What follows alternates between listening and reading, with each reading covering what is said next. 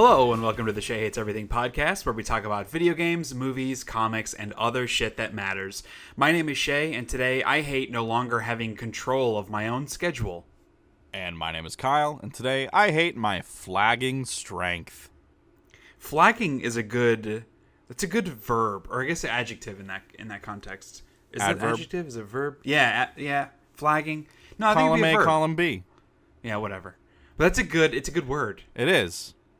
I will say, I guess before we jump in and stuff, obviously it's been several weeks since we have had a podcast episode. I want to thank everybody for your patience in waiting. Hopefully not too many people have dropped off and acted like, well, the podcast is never coming back. I had a child in between the last episode and this one, so that is why we had the delay. Only one, though. There's only like one kid. Yeah. Having a child is it is difficult. It is not easy. You don't get much sleep, and you don't have much energy or time or sleep or other things like sleep. You don't have that much of. So it's hard to sit down and record a 2 to 3 hour podcast. So we didn't. But now we are.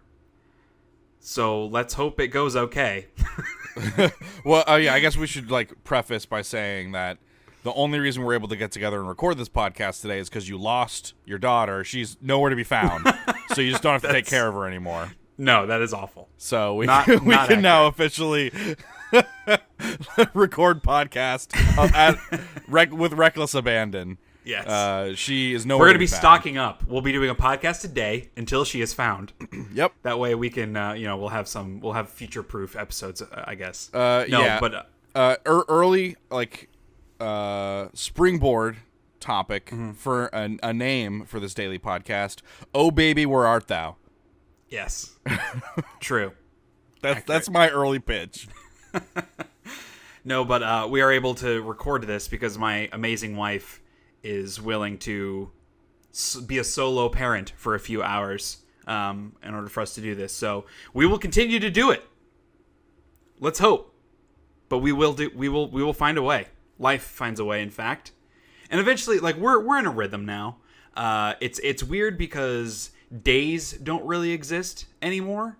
It's in 3 hour increments because that's when she feeds, every 3 hours. So she feeds and Kelly pumps and I change her and burp her like that. And it just happens every 3 hours. So it's just kind of that's how we look at life now, especially in the middle of the night. That becomes a little difficult because we're typically getting 4 to 5 hours of sleep a day, but those are in hour-and-a-half increments, basically. So it's not like I'm laying down at 1 a.m. and getting up at 6, which would be bad enough.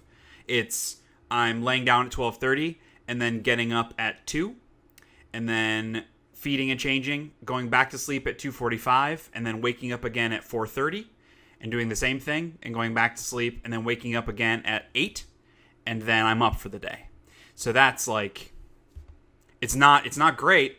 It's not a great way to live and be able to think straight and coherently and accomplish things. Doing this podcast is probably the biggest thing that I have taken on since she was born. I've gone to the grocery store a couple of times. We drove to go to the pediatrician's the next day, the day after she was born. Those were all big outings for us. But sitting down and committing to making my brain work for 2 to 3 hours today is the biggest thing that I have done. So hopefully this works out.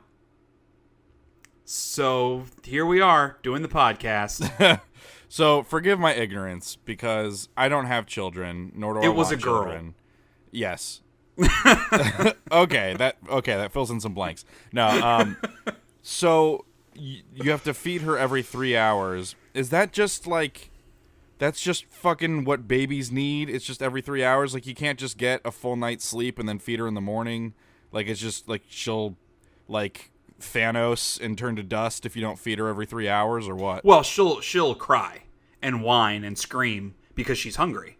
That's the cycle that they are on in order for them to get their nutrients. Because they're she weighs, at this point she's probably up to around 7.5 pounds. So she's quite small.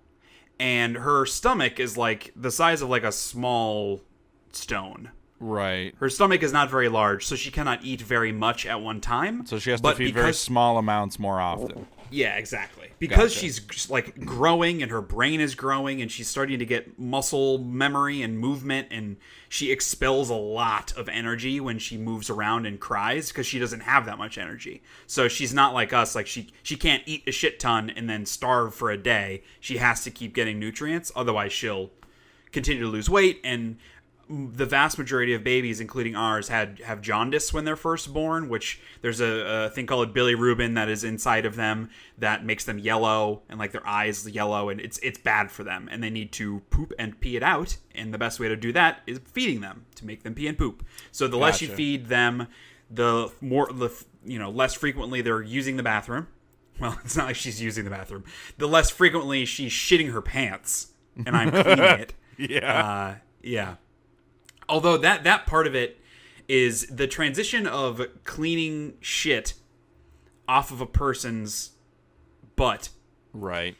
It is designed, and I know, like, you can take God out of it if you want, but I'll use that perspective. Like, God designed it to make it the best transition possible. So when she's first born, her excrement is all the stuff that she was getting inside the womb. And so it's not like, I don't want to go into too much detail because it's kind of gross, but it's like tar when it comes out. It's like nice. Sticky. It's scentless, but it is like easy to clean up.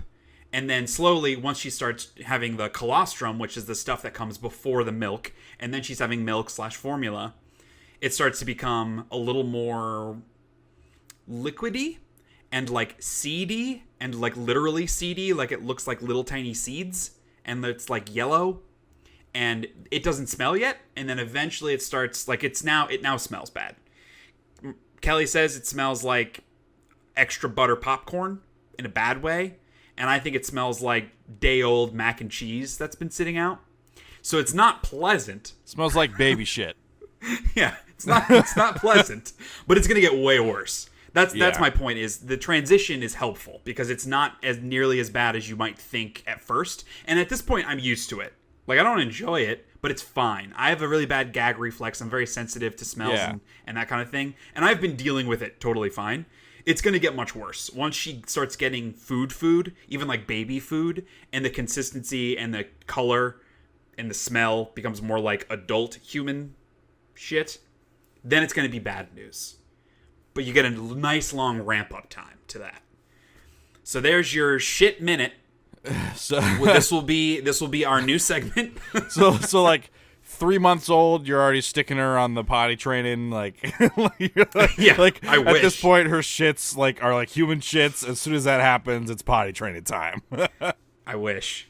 Yeah, my nephew is currently, he's like mostly potty trained, and he is 3.5. He turns 4 this summer.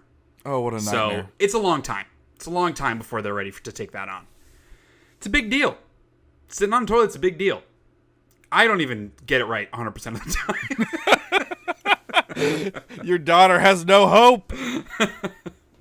So yeah, that's where I'm coming from today. It's a wonderful adventure. It is very difficult and stressful, but it's incredibly rewarding. It's everything everybody always says. It's the hardest thing you'll ever do, but it's the most rewarding thing you'll ever do. She's 2 weeks old. As of the time everybody's listening to this, she's 2 weeks old. So we got a long way to go, but it's been fun so far. It's like I just don't have that much energy or desire to really do anything other than sit in front of the TV and like watch stuff with Kelly in the hour and a half that she's asleep. Because primarily in between feedings, like, she's asleep. Sometimes she's awake and just kind of like looking around and being active, but mostly she's sleeping, which is a pretty good spot to be. Because we're exhausted. We don't want to like deal with fussiness and having to walk her around and all that kind of stuff. If she just sleeps in her little pillow thing on the couch with us, that's ideal. So I guess that transition us out, it's been like a month since we've done this podcast. Right? No, maybe 3 weeks. So we got a lot of stuff. Yeah. I've been doing a lot of stuff pre and post baby. And I know you've been doing a lot of stuff too. So we might as well jump into it. First thing I'll jump out and say, last episode, which feels like months ago at this point, I had mentioned that I was not quite done with Kingdom Hearts, and I was going to save my rant for when I was done with Kingdom Hearts. Well, I finished the game like a couple of days after we recorded the last podcast, so it's been quite a while. It's not as fresh for me anymore, but this is my last opportunity to talk about Kingdom Hearts. I'm currently working slowly on my written review. Every time I kind of like get an impetus to like, oh, I just got to get this off my chest, is when I go and jot down some notes, and eventually I'll put them all together. I want to do that review, but it might take a while because it's not fun to write, especially because like I've gotten all the shit out on the podcast, so it's like, I don't know, I lose a little bit of the passion to like feel the need to get my opinion out there, but I still want to do it, so I will. Right.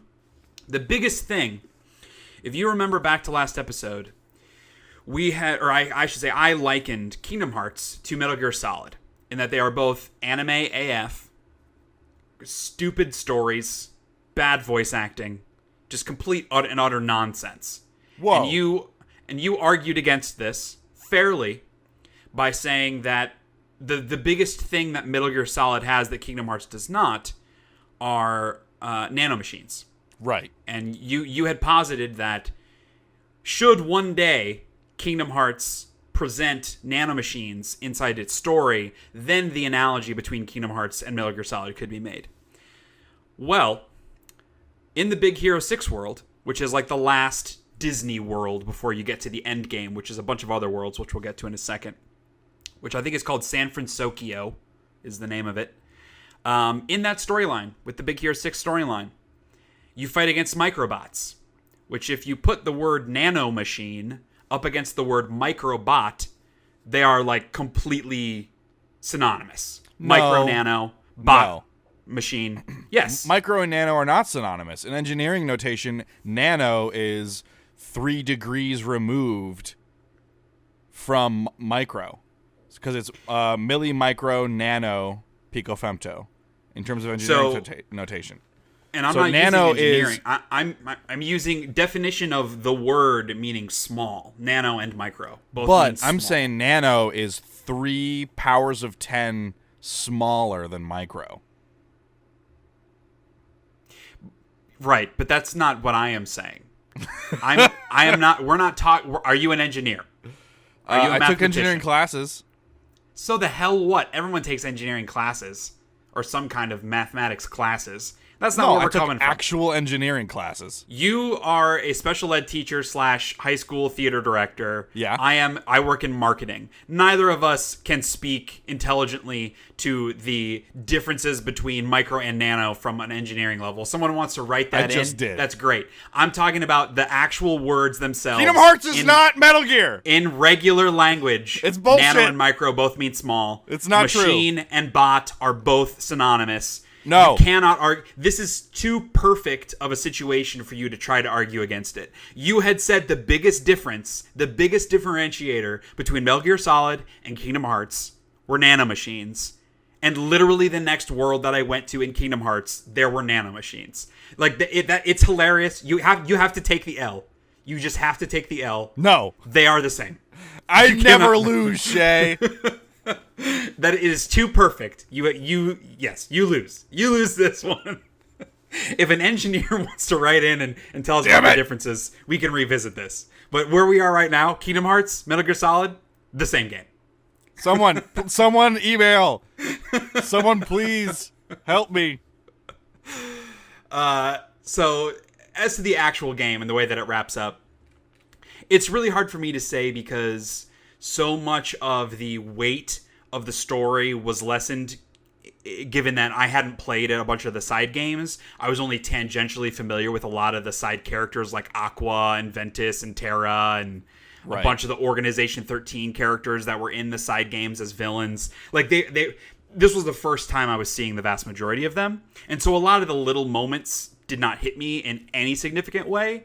But looking at it as the final chapter in this trilogy, right? Where I had played both other entries in the trilogy, this went so far off the rails, was so unintelligible at times, that I was just kind of like, I don't know what the hell is happening. I'm going to go ahead. I mean, I'm not going to go into like big story spoilers because that's not really necessary for this. And just in case people care, like I don't feel the need to get that out right now. Maybe I'll get into that in the written review. But the bigger things that I want to talk about is it's more gameplay spoilers. So if you're still playing through Kingdom Hearts, you're still interested, don't be. But I will go into that. So one of the potentially cool things that they did was different boss battles that you can kind of take at whatever time you want, because it's a bunch of team ups, right? Like you have your 7 Keyblade Masters or whatever, Riku and Kairi and Mickey and Lee / Axel, and then like Terra, Ventus, Aqua, all those guys. And they're all like partnered up in different scenarios fighting bad guys from Org 13 who also had partnered up. So like, I'm like already missing names, but like Xemnas is fighting with the Organization 13 guy that has the guns, and then Xehanort's the big bad guy. Young Xehanort is fighting with the Org 13 guy that has a scythe. And it's just like, it's different combinations. Like Mickey and Riku are fighting those 2 guys, and Aqua and Terra and Ventus are fighting these 3 guys. And so you can take those on kind of whichever order you want. But you have to do all of them, obviously. And that was potentially cool, because it's like, oh, okay, it's a different team up for each boss battle. So are you playing you're Sora every time, though, right? Correct. Just along Sora with all these runs other to groups. each different group. Exactly. Okay. The place that it falls apart is that none of those boss battles actually end up being interesting or require any different tactics. Like, you are still just mashing the X button because the combat is not difficult, and eventually you just wear them down and beat them. Like, and they attack you, but it doesn't matter because every time you are low on health, you can cast Kiraga and you get full health again. Like, it's just not... There's no real challenge to any of those. So it like could have been cool if they made you fight each one in a different way, or like the team up gave you some kind of special team attack with your guys, but it doesn't. You're just wailing on them until they die.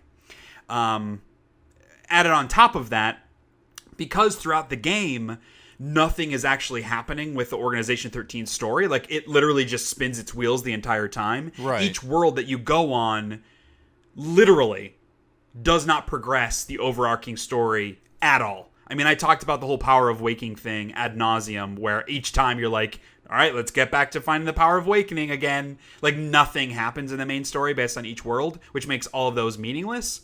But then once you get to these final worlds, and there literally is a world called the Final World, and guess what? It isn't the final world.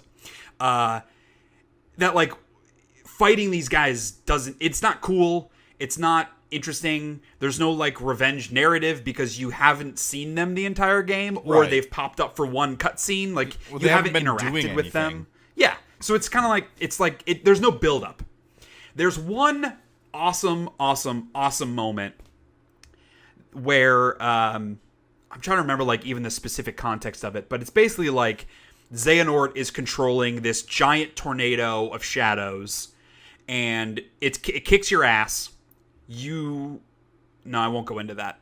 But there's a point where you summon the power of, because you're on like the Keyblade War world, which was tied into the mobile game where there were like a shit ton of Keyblade Masters and they all died or something. It's a Are you in Keyblade that graveyard. Keyblade graveyard? Yes, Okay. that's the name of the planet, I think, or the world. So you're there, and you're fighting this shadow tornado thing that Xehanort controls or creates, or it comes from the actual Kingdom Hearts sky thing when it opens. I don't remember. But you basically are surfing on your Keyblade using powers from each other Keyblade. Like, you can pull out infinite Keyblades and shoot it at the thing. And so you're just mashing triangle, like the special attack button. And the name of each attack is like a player character's name from the mobile game. Does that make sense? So it's like Steve W 27, and then it's like Mighty Manotaur, and then it's the Drum Kid 92, and so you're hitting those and throwing that person's quote-unquote Keyblade at the shadow thing to do damage. That's really dumb. No, it's cool. It's very cool. And it because there is a build-up, and I don't want to go into the story part of it, but like the shadow tornado thing beats you, and then you're able to fight it again. And this is like the big... It feels like this is the big final thing. and you're just like I think you can get hurt, but it's hard to get hurt, and you just have infinite keyblades where you're just like super all powerful, doing damage and wearing it down, and eventually you beat it. And if that had been the end of the game, I would have been like, okay, obviously this game is a bad game, but like this last moment was fun fan service, basically. But there's like 5 more hours after that, so that totally loses all impact. So yeah, it really, like the game does not end.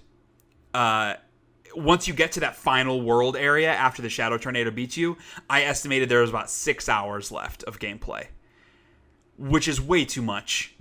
Like once I beat the San Francisco Big Hero 6 world, I was like, okay, now I am in the end game. Now I am going to get to the final world, not literally capital letter final world, but whatever the final world is. I'm going to go there. I'm going to have the multi-tiered boss fight, and that's the end of it. And no, there were like 9 hours left after I beat the San Francisco world. That's absurd. Way too much game.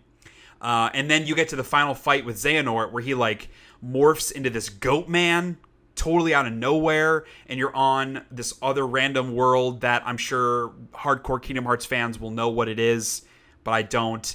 And it's just not an exciting fight. There are a couple different stages that he goes to, but again, you run at him and you mash X, and then eventually you beat him. Like, there's no tactics that you're using. There's nothing interesting or new that happens during the fights. So it's just like, it's just a lame way to end a game that is full of lame stuff. Like, I'm not surprised, but I can't help but be a little bit more, even more disappointed. So, yeah, Kingdom Hearts 3, it's a bad video game.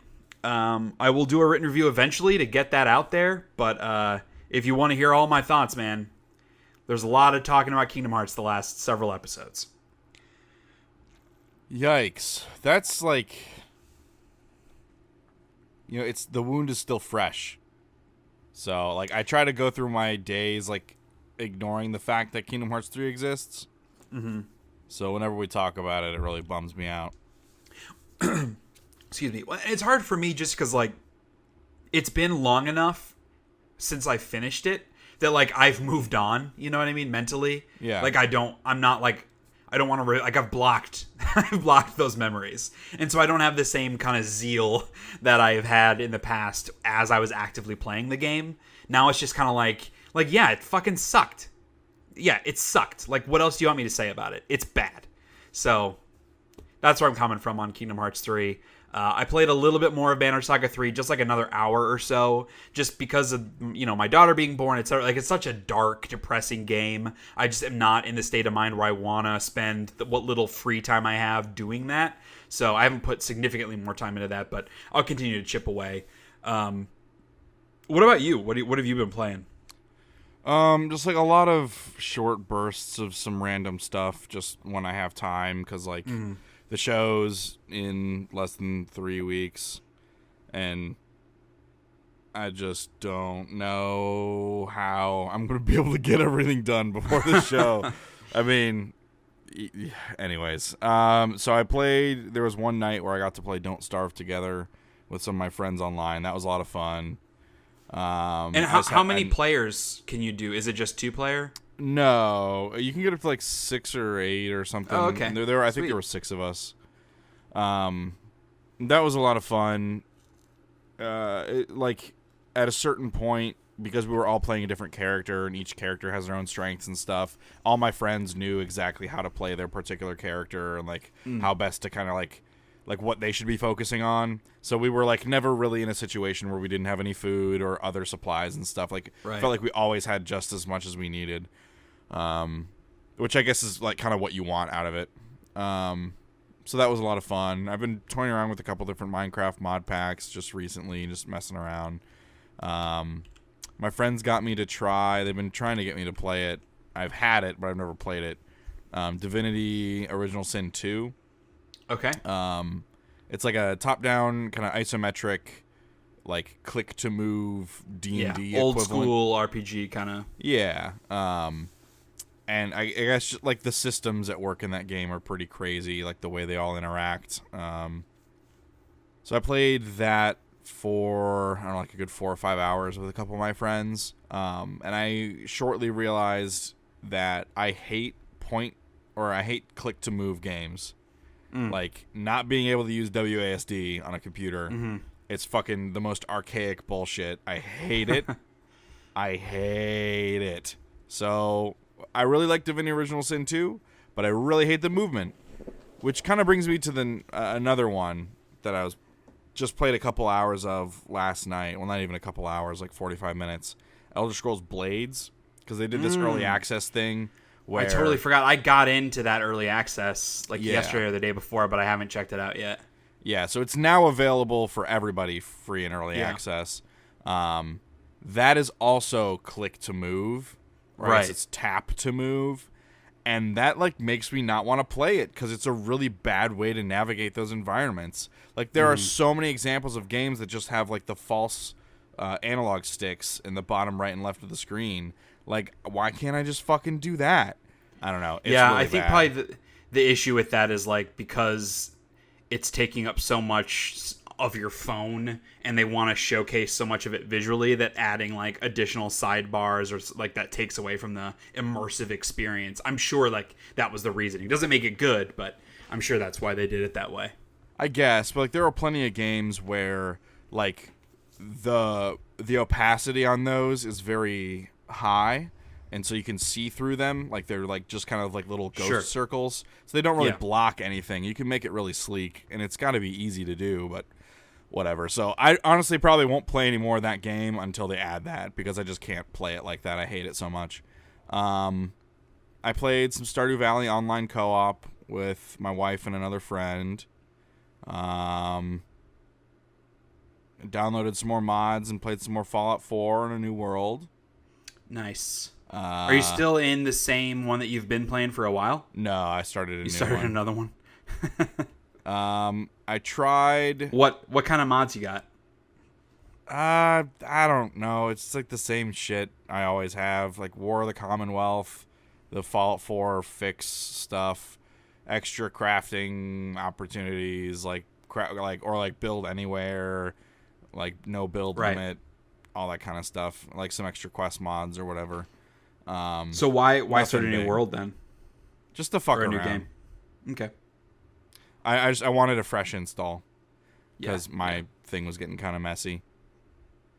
I tried Enderall, which is that huge Skyrim mod that's basically a different game. Yes. I have some issues with how it's structured. There's no fast travel except for within cities you can use signposts to fast travel to different parts of cities. Are the cities that big where that's necessary? The one that I got to is definitely, it's very, very large, and there's this whole bigger than city to it. That's its own, bigger than the vanilla cities are. Oh yeah. Okay. Yeah, this is many, many areas large, and then there's a whole undercity that's also many areas large. And everything in that game is everything looks great, and you can tell a lot of care and attention went into it. The writing has been middle of the road, hit and miss. I also think the difficulty doesn't scale properly in a lot of different ways, and the magic system is annoying because as you use magic, you're building up this arcane fever. If your arcane fever gets too high, you die, and you have to use items. There are only certain items you can use to decrease your arcane fever. And I think as part of the main story, there's a way to cure yourself of that, but it seems like it's going to be a long ways off. So it's really hard. I feel I'm never powerful enough, and they make changes to core systems that I'm just not used to, and the writing isn't good enough to justify me continuing to play it, and the lack of fast travel in the overmap, the overworld map, that's just that's enough to have me look, no, I can't with that right now. So how new is it? Is it all new textures and stuff, or is it primarily using stuff from Skyrim just to create a new world? Does it look like Skyrim, or is it totally new? Stylistically, yes, and you can tell they're using some of the same terrain and tree and rock textures and stuff, but a lot of the plants are different. Got it. And I think they just use some of the texture meshes to create new objects.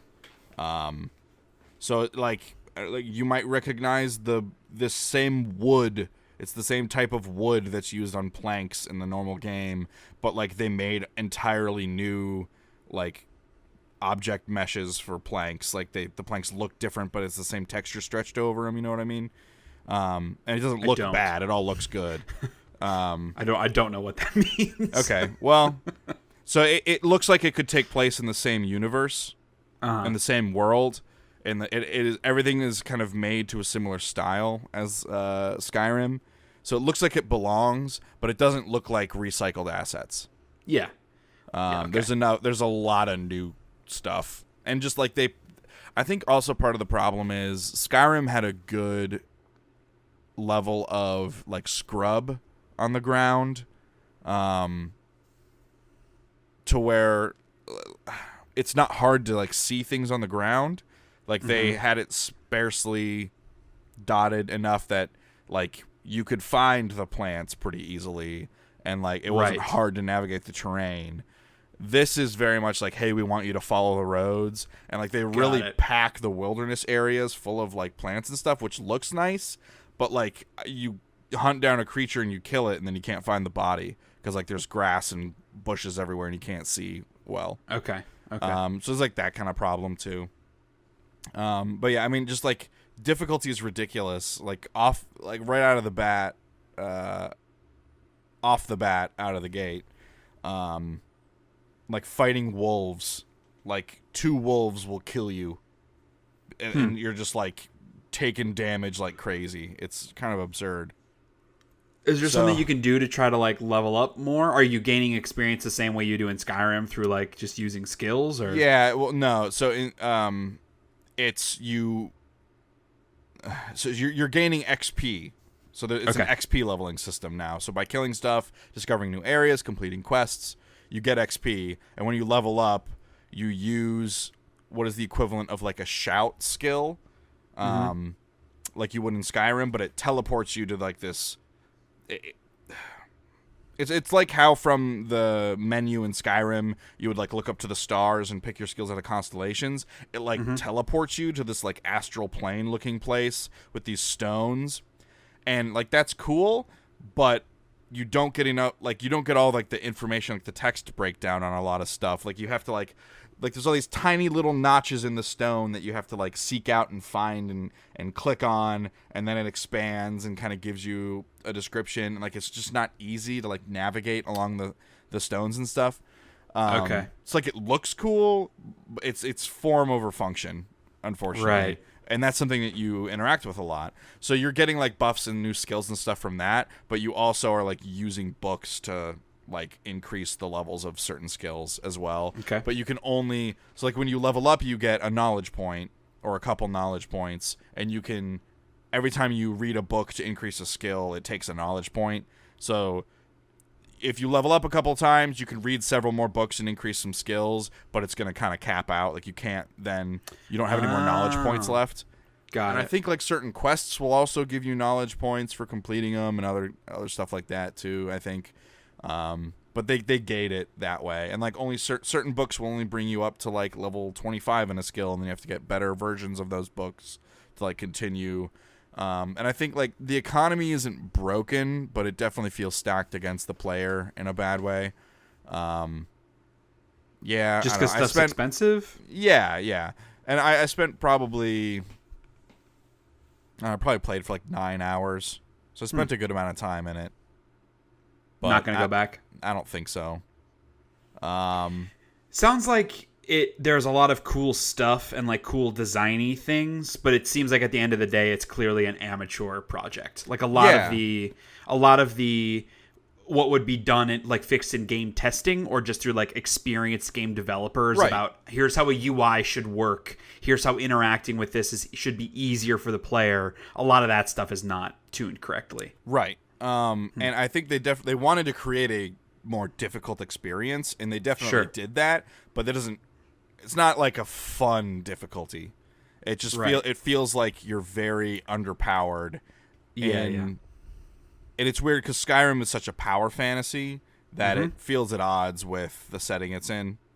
because like I'm like, hey, there are these enemies that are similar to the ones in Skyrim. I should be able to like kill them each with a swipe of my warhammer, and I like hit them, and it does like 10% of their health, and they hit me, and it does like 30% of my health, and I'm like, this is fucked. This sucks. Yeah. But yeah, I don't know. Like, That's if you're looking for a challenging experience, Elder Scrolls mod Enderall. It's actually on Steam. I have a page for it. The hype was crazy high for that, so that's kind of a bummer that it didn't quite turn out. It just seems like it needed more testing, maybe a little more time to bake. Some better outside eyes or QA or something. Maybe. I also heard that some of the like end game questing, like end of the campaign questing stuff isn't written all that well, or it kind of goes in a weird direction.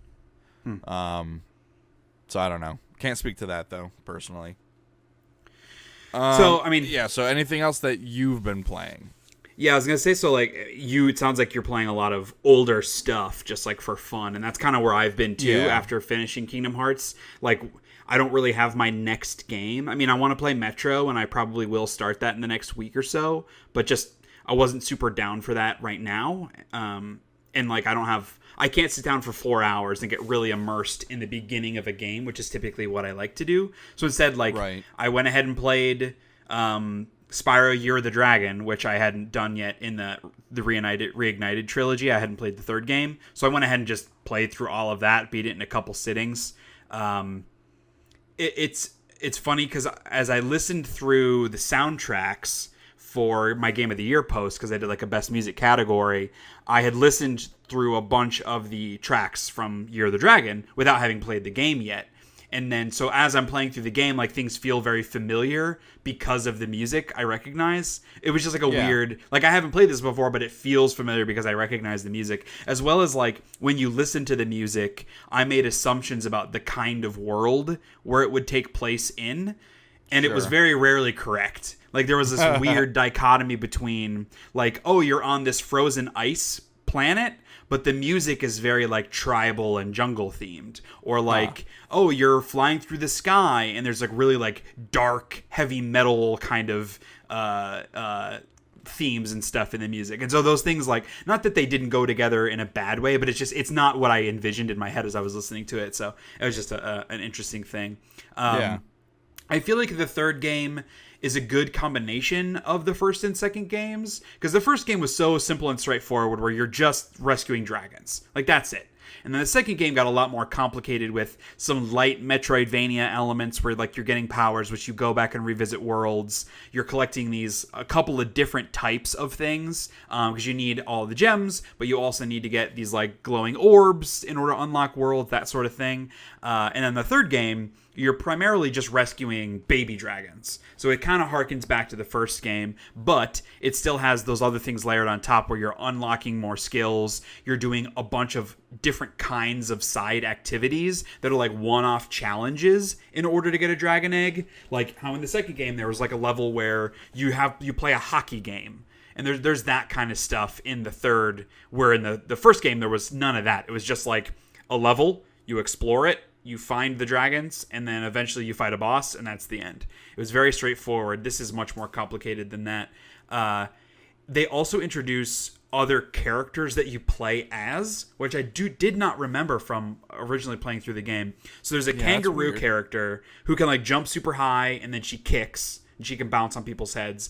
And for the first new character, she made sense because she was like close in controls to Spyro. Obviously, she can't run and rush. She can't glide the way that he does, but she has like a big jump. She has a kick, which is the same as the bash. So it felt sort of familiar. But then from there, like, you unlock a bird who can fly and like soar and kind of like float in the air. And controlling him was real bad just because the camera's already not ideal because it's very outdated camera style. But trying to get the right y-axes and line up, because he shoots rockets. So trying to line up the y-axes to an enemy, shoot a rocket, which doesn't shoot straight. It kind of like shoots around randomly, and get the camera in the right way because there's no lock on. So like you need to be perfectly behind him at the right level as the enemy and shoot.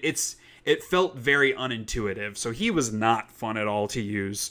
There is a giant Yeti goat man who he's fine. He's very slow and he just has like a big ice club and he just beats the shit out of things. So he was pretty straightforward. And then there's a monkey who is a spaceman and he has a laser gun that he shoots. And he also was terrible to control because there's no lock on and you're using the right stick and the left stick to aim the like reticle of where he shoots. And it just super unintuitive. So those two where they were more different mechanically than Spyro were very unsuccessful, but the other two, the kangaroo and the Yeti, like they were perfectly fine. The larger thing is like you play in like 3 or 4 levels for each of these guys where you're playing as them, so it's like intended as, hey, here's a bit of a different thing than just playing as Spyro the whole time, but they weren't really that much fun. Like I would have rather just been Spyro. So yeah, and then there are skateboarding sections.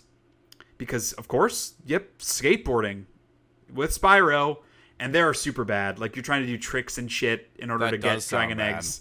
And it's awful. It's just not interesting. It's like the most simplified Tony Hawk controls you could possibly imagine. And so it's just not fun. Like, you don't have a bunch of options of tricks. You go off a ramp, you press a button, and then you move the left stick to, like, do a somersault or flip forward and back. Like, that's all you can do. And it's just, like, it's just not fun.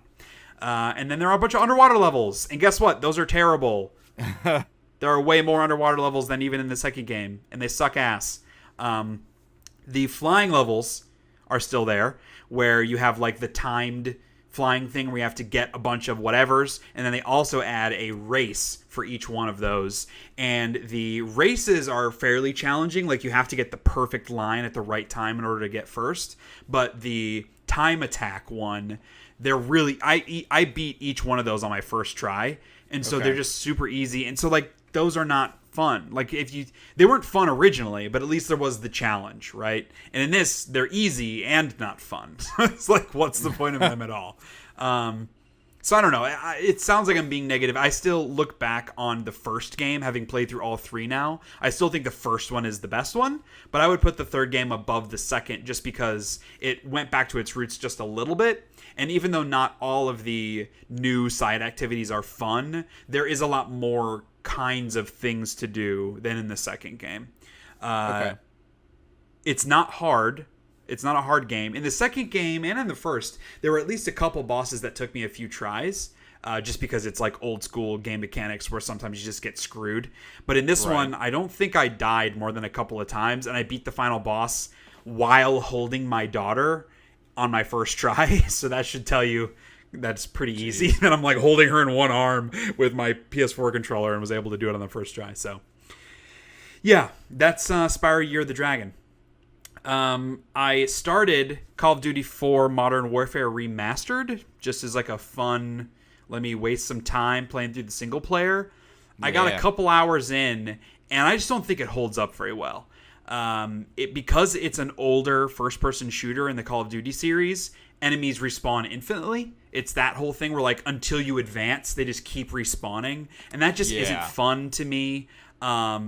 Grenades are so unbelievably overpowered when they're used against you. Like, you just die so easily with the grenade that you didn't see coming because they threw it, and there's no grenade indicator because you're not close to it, and then you're just running forward, and then you die because you just happen to be there at the wrong time. Same with exploding cars. Like, it's just a lot of really easy ways to die. The kick that happens when you get shot is just unbelievably hardcore. Like, if you're trying to line up any long distance shot while you're getting shot at, good fucking luck. It's impossible to line up sniper shots or long distance ACOG scope shots just because you're you know, it feels like you're like you get shot and you go literally straight up in the air, and so you're having to reset every time, and it's quite tedious. I got to the point where I was getting a little frustrated, having died a couple times in a row to grenades and car explosions and stuff, and then as I loaded it up again, the game crashed. Like, it crashed to the PlayStation cross media bar.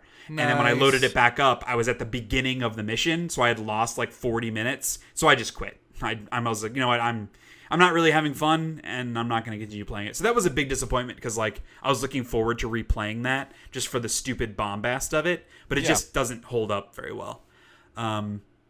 And so then, I did beat that when I played. Oh, okay. I did play all the way through it.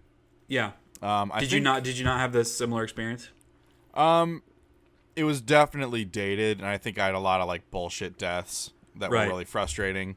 And like I do recall the infinite respawning enemies thing being very annoying, but like once you kind of fall back into those old habits of like you kill a couple dudes and then you rush forward to the next cover hoping to trigger the end of their respawns. Right. Which like I mean it's not fun, but I don't know. I felt like I kind of fell back into my old COD ways and managed to get through it. I didn't play it on like whatever veteran or whatever difficulty it is, but it was an okay time. Yeah, and that's all I was looking for. The gameplay was not what I remembered it being.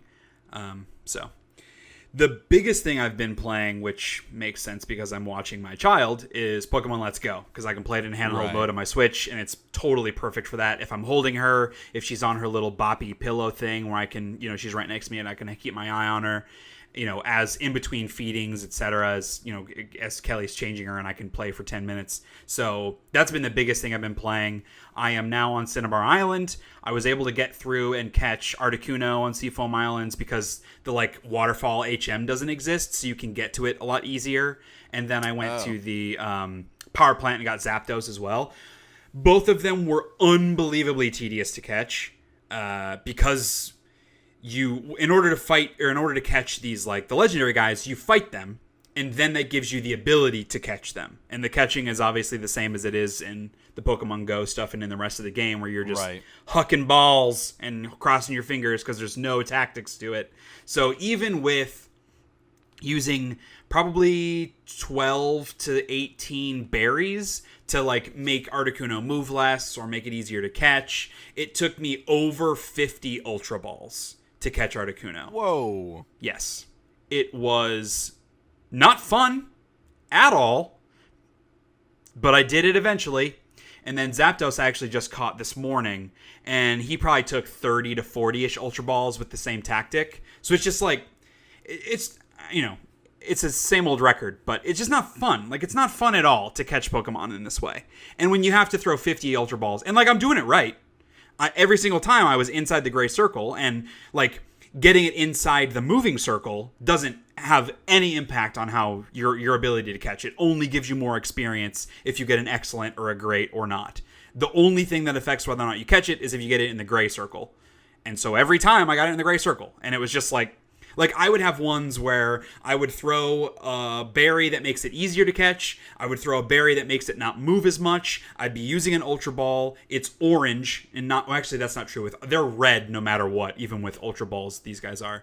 So it's still red, but it's not moving. The circles are going really slow. I get an excellent throw, and then it pops out after one bobble. It's just there's nothing you can do. It's not fun.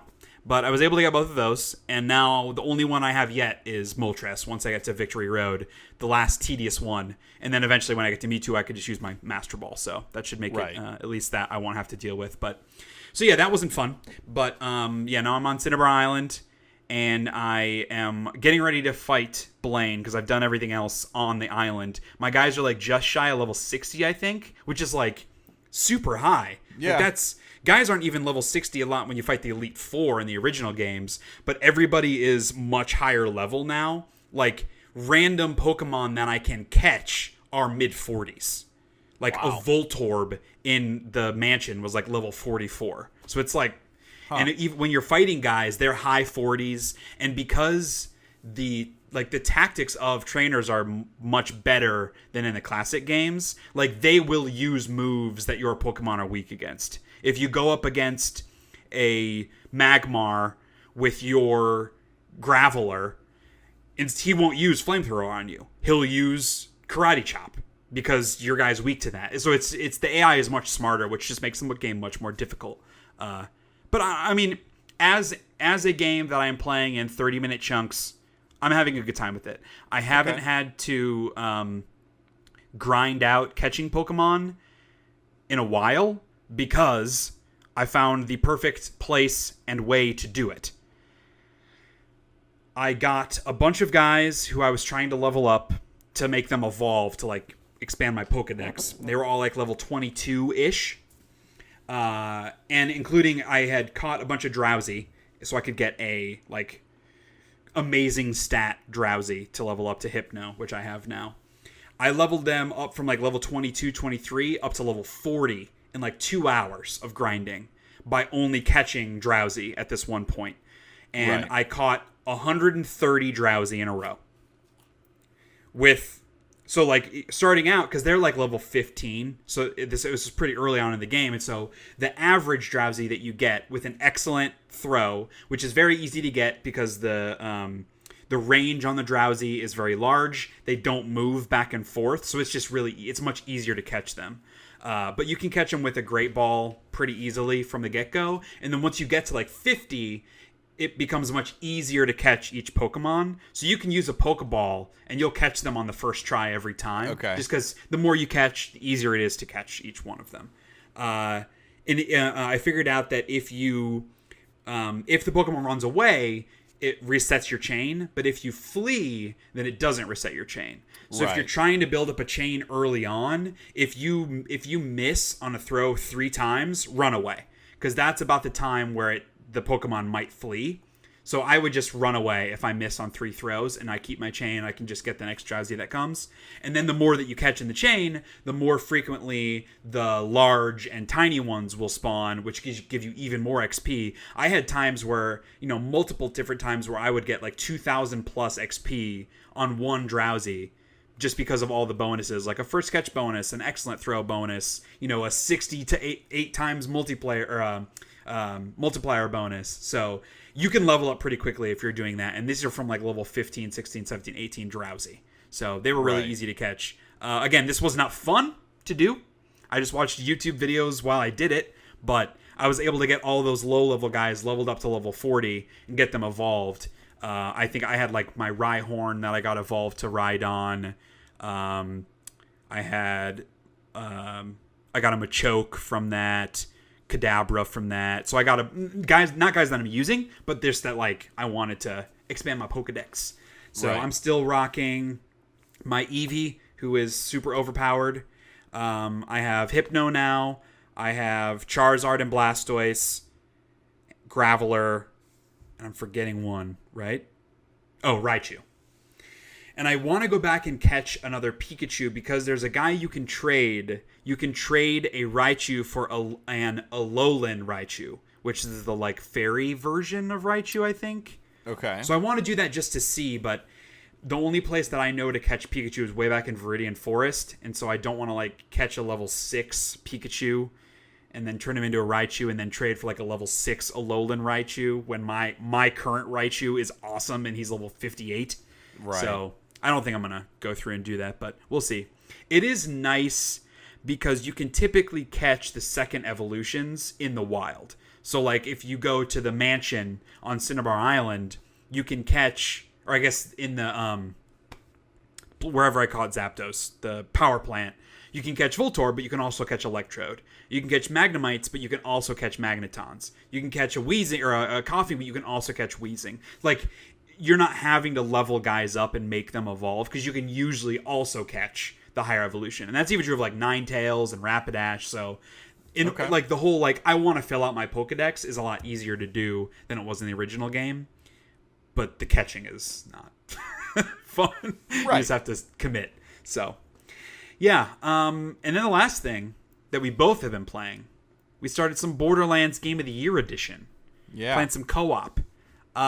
We played for probably 2 hours, and that's kind of it. So we're still very early, obviously.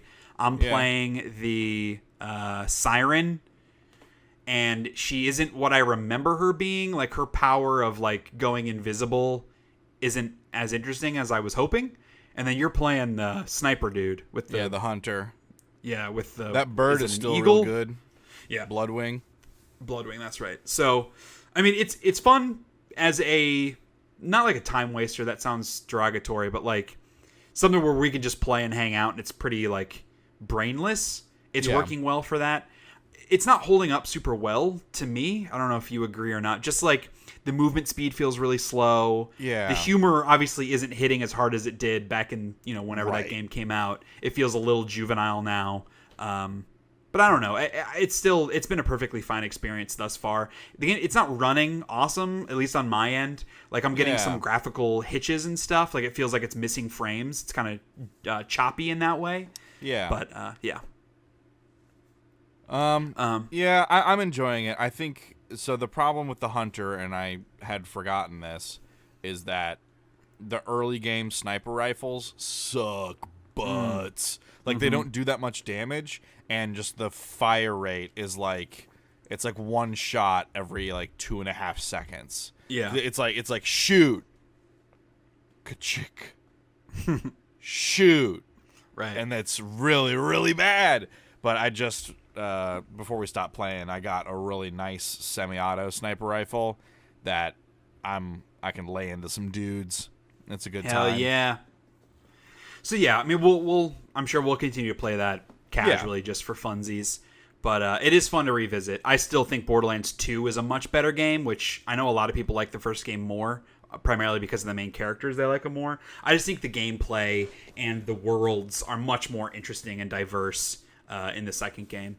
But when I think of the second game, I always think of that YouTube Let's Play that you, Cody, and I did. That only lasted like 8 episodes because you guys bailed. Yeah, but it had such a good intro. That's true. It was really good. True. It was like, it's Gunn time, bitch. And then like the Drum Kid 92 as this, Mighty Manitor as. Oh, that was good. It was a really good intro. Was very good. Check out the Drum Kid 92 on YouTube. Are those videos still live? They're all private. Okay, well there you go. So don't go check it out. I can. Did you make them private? Why did you make them private? A couple of my students had found it. Oh, right. And so I was like, well, you know, I don't want to be, oh God. Crap, I can't think of his name now. Oh my, I'm losing my mind. I don't want to be the next James Gunn. Gotcha. Yeah, for sure. Like, where they dig shit into that some I old said YouTube like video. 8 years ago. Yeah, I should probably do that too. Really... I occasionally will watch like our old series just for fun as I'm playing Pokemon Let's Go, for example. I watched a couple episodes of our War in the North co-op bro up that we did, and I watched our Dead Space 3 one like last year at some point when I was doing something. But I will watch them. Speaking of good intros, that War in the North intro is really good. Yeah. Na na na na na na. Oh, it's good fun stuff. Well, all right. So that's everything we've been playing. We're already an hour in.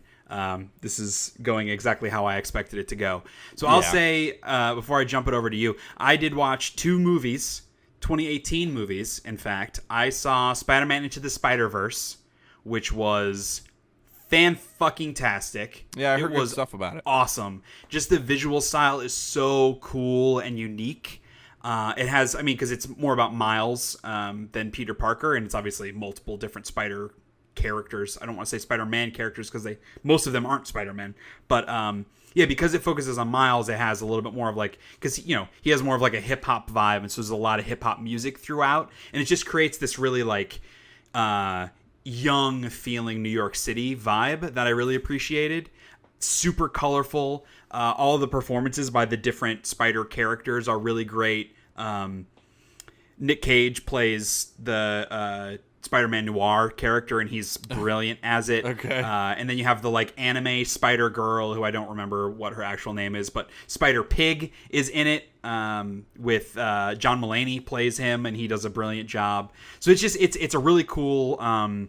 Sort of, it's like a coming-of-age sort of story, but it mirrors the actual Peter Parker's story a lot in Miles' story, just with the uncle and all that kind of stuff. So, really, really highly recommended if you haven't seen it. But so where does this fall in like the greater Spider-Man canon? Is it just its own thing?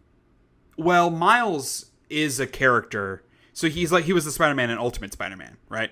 Right. Miles is he was the Black Spider-Man, right? Yes. So it's just his story. And the way that the comic book characters work, like each one is kind of its own universe, right? So this is just its own universe. It still has, like, he fights a lot of the Sinister Six characters, but they're reimaginings of it. So, like, Doc Ock is in it, but she's it's a she, and she's a scientist. Like, she's like a kooky cat lady. She's very like Emma Thompson as Professor Trelawney in Harry Potter. That's kind of like her vibe in this. Okay. And then Scorpion is in it, but I think he's Hispanic. Maybe I'm trying to remember the accent, but he's like all tattooed up and like very mechanical.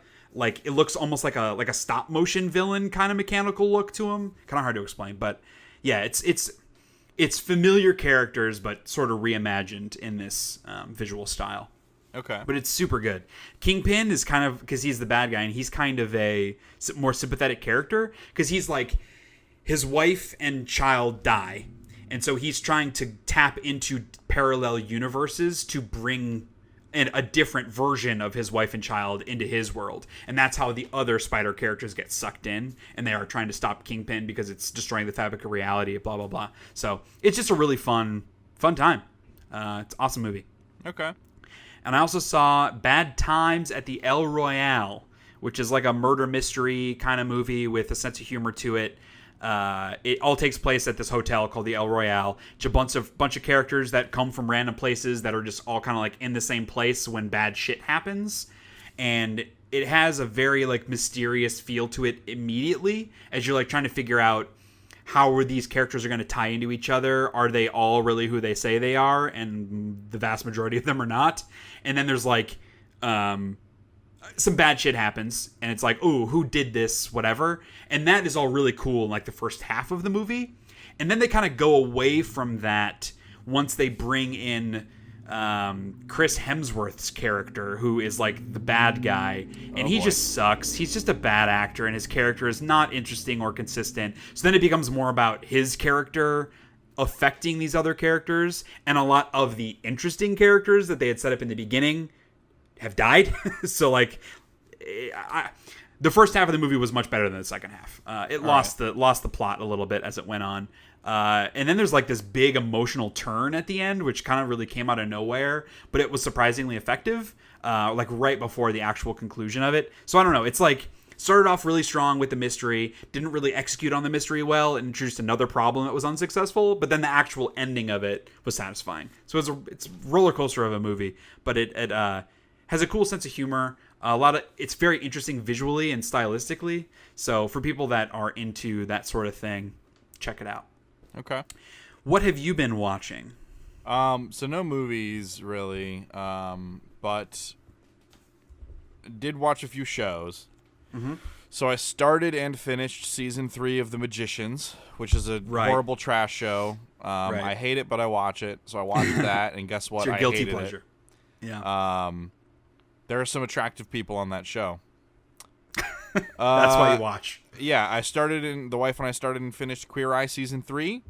Yes, we also watched all of season 3, which shocker, it's quite good. Was very good. Yes, it's just an amazing show. One of the best shows I've ever seen. So it's so important, and it's awesome. Yep, everybody needs to watch it. Yep. And then the wife and I started and finished Umbrella Academy. Okay. Yes. How was that? The first half of it is good. There are a couple of characters that grate on you, but over the course of the show, over the course of the season, they kind of bring those characters around and like do things to them and have them do things that kind of redeem them and like give you a greater understanding for why they are the way they are. All of that was really good. And then they took one character, and so there isn't really like a clear villain throughout like the whole most of the season. There isn't really a clear villain. It's just like, hey, the end of the world's going to be happening. We should prevent it. And like, there's no like, they have no idea how it's supposed to happen or what. Like, that's the big mystery, is why does the world end? And their answer to that is supremely stupid.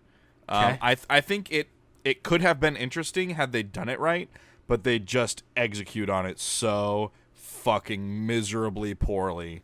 Well, it is based on a comic book, so yeah, there's gonna be an element of lameness to or cheesiness to it.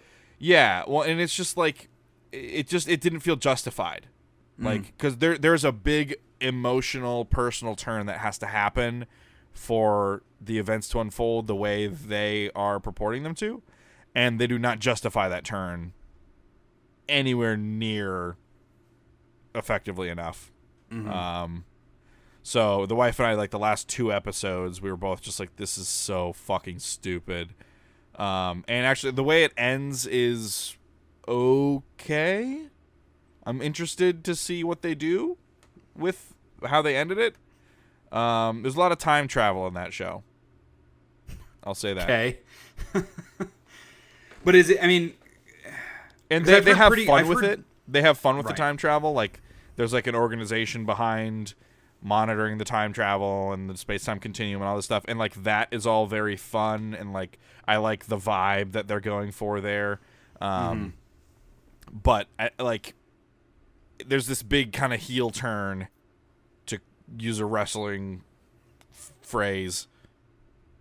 And it's heel just turn not has good. been around since before wrestling. What? Wrestling did not create the term heel turn. Heel turn is like, that's like an old thing from like silent films. All right, well, popularized by wrestling.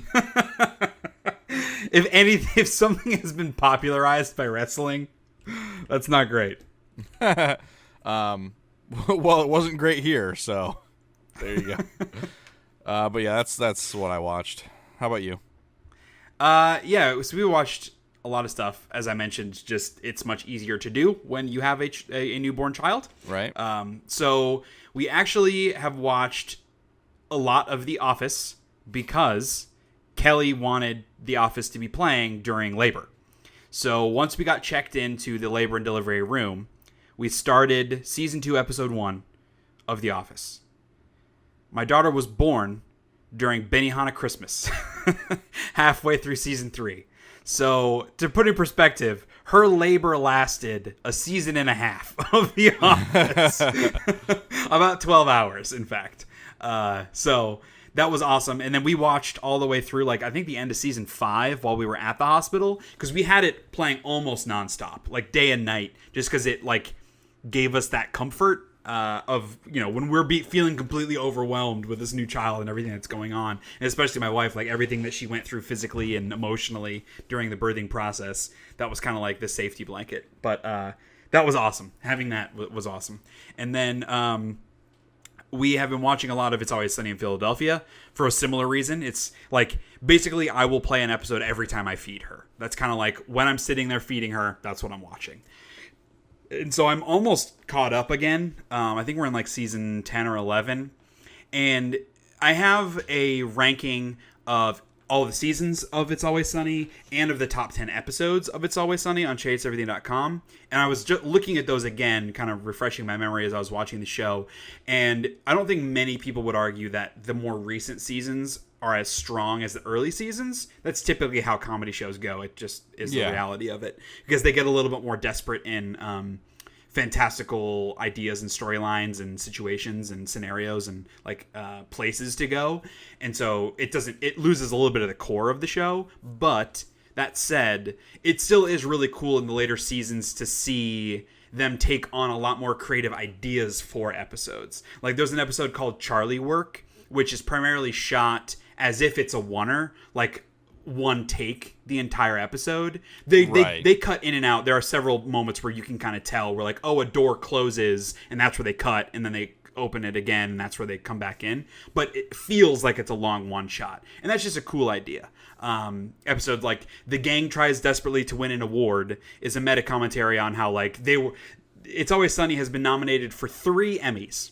All 3 Emmys have been for stunt coordination in a comedy series, and they haven't won.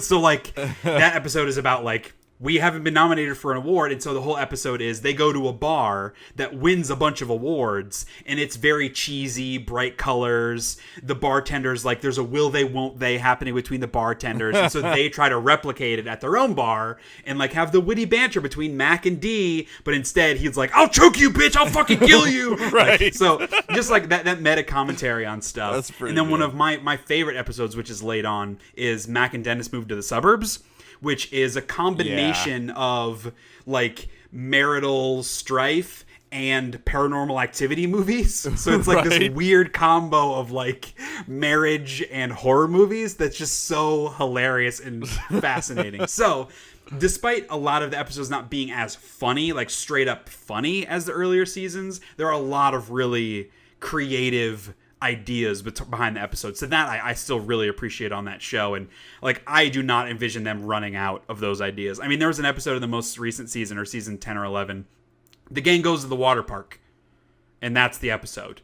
Like, they're at a water park. So that's like, that's not some kooky cinematography trick or like crazy commentary on society. Like, that's just yep, that's a dumb thing that they go to the water park. So there are still those episodes in there too. Yeah, so it's just a really good. It's a good. The characters are now in a different place, and here's how they are in that place. Exactly. Yeah. So I could see this show going 20 seasons. You know, like, I just don't see them running out of just dumb ideas. I don't think it's ever going to hit the highs that it did early on in its run, but I still really appreciate watching it, and I get a lot out of it. Yeah. I finished The Punisher finally. I thought the ending was pretty satisfying. It was like open-ended in a way that, you know, it continues, but I don't need to see more of it, if that makes sense. And it's good because we're not gonna see more of it. Exactly. So that I appreciated. Obviously, the whole thing with Madani and Bobby, like, that storyline was just never that interesting to me.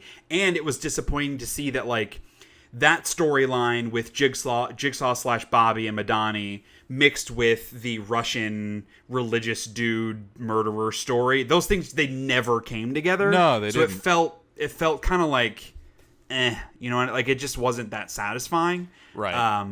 So it was disappointing in the sense that, like, the first season of The Punisher I thought was really strong. It was, like, very clear on its story that it was building, and really kind of benefited from that. I don't remember his name, but the sidekick character in that season, the bearded dude that was hiding out, he was awesome. And obviously he isn't in this season to carry. And Madani was never interesting. Bobby was never interesting. Billy was never interesting. The young girl in this season certainly grows on you, but towards the back end of the season, she isn't as involved. Right. Yeah. So it's kind of like, again, just becomes like they lost focus or something, or like they threw too many ideas out there, like too many threads open.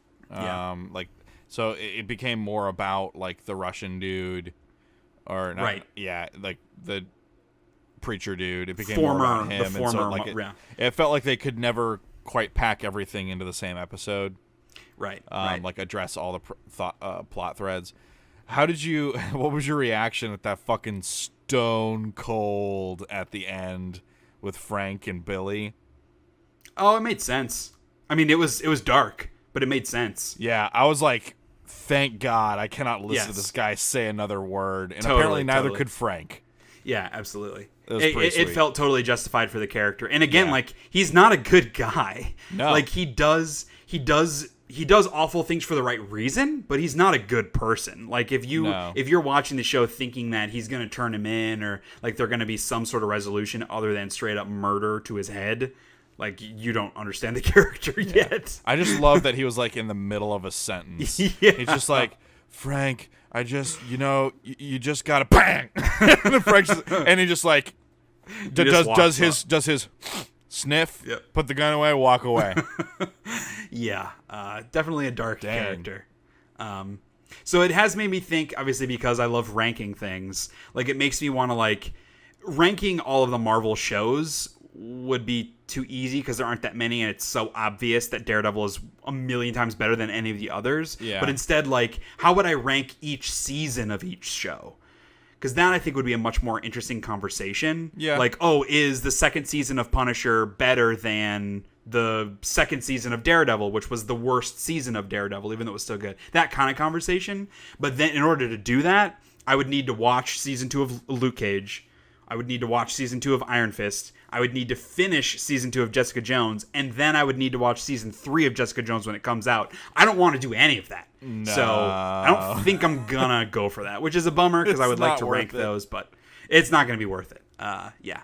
So I don't know. It sucks. Obviously, Jessica Jones season 3 is still coming out for people that like that show, all the crazy people that like that show, but Marvel Netflix is basically done, and it's definitely a bummer. But if you look at it, there were more bad shows than good ones. So you can't be too sad about it. Because, like, Daredevil was fan-fucking-tastic. Yeah. Punisher was pretty good, and then Luke Cage sucked, Iron Fist sucked, The Defenders sucked, Jessica Jones really sucked. So it's like Iron Fist had its moments, but they were too few and far between. I mean, and I heard the second season of Iron Fist was better than the first. It was. But for me, like, the only thing about Iron Fist season 1 that I enjoyed was Jessica Henwick, and that's mostly just because, like, I have a crush on her. Like, I didn't really find the storylines to be that interesting, and the fighting wasn't that interesting. They don't present any of the characters as being sympathetic apart from the chick. Right. Like, because you're not really rooting for the Iron Fist because he's like kind of douche. He's a fucking idiot, right? Like, he shows up and he's an idiot, and then he becomes a douche. Yeah. Yeah, it's a bummer. I mean, as much as it sucks to lose Daredevil and to lose, because I think whatever this dude is that plays Punisher, I think he's brilliant for that character. I know you aren't a big fan of that actor, but I think he does a great job with this character. So it'll be a bummer to lose those guys, but assuming Disney's going to reboot these in some way, that's kind of only good news for me at this point. Because the shows have been, by and large, so underwhelming, I'm not that sad to lose them. It's more the fear that we won't get anything. That's the fear with them canceling the Netflix stuff. Yeah, well, and also, like, I just don't have faith in Disney to do much. Yeah, I guess that's fair. I want to say that I could hold out hope, but you're probably right. They just haven't really proven to be that strong with that stuff. Like, that makes me a little nervous about the Mandalorian show. Right. That, what's his face is doing. What's that director's name? I don't remember. The guy that directed Iron Man. It doesn't matter. But, with Pedro Pascal in it. Like, that show should be awesome. But, yeah. Looking at what's happened with Star Wars, the movies, it's hard to be too optimistic. Yeah. But it's a discussion for another day. We have watched season 6 and 7 of Game of Thrones in anticipation of season 8 premiering on the 14th. We are very hyped. I am a little bit more excited just to, like, for it to be over, which I know sounds like angsty and whatever negative, but, like, it's more that because the last 3 seasons have been worse than the first 4 seasons, like, it's just on a downward trend. So I kind of just want it to end before I, like, actually dislike the show. There's just a lot of really bad plotting and character motivation in the most recent season. Like, it is a very plot-focused show. It is no longer a character-focused show. And that flies so far in the face of the core of that series that it kind of frustrates me a lot.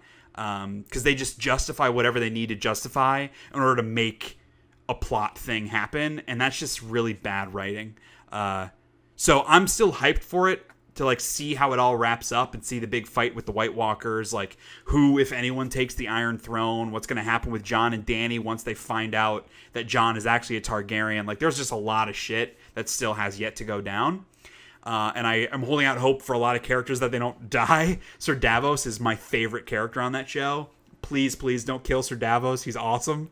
But rewatching the last 2 seasons, I tried to take the tack of, like, accepting it for what it is, not being Shea and, like, overanalyzing it, being like, oh, this thing was plotted out improperly. Oh, how did he get from point A to Z so quickly? Like, there would have been more time that needed to take place. Like, that kind of analyzation, which I typically do on a show because I have high standards like that, and just enjoy it for what it is. Like, and just look at it. Okay, this is average fan fiction.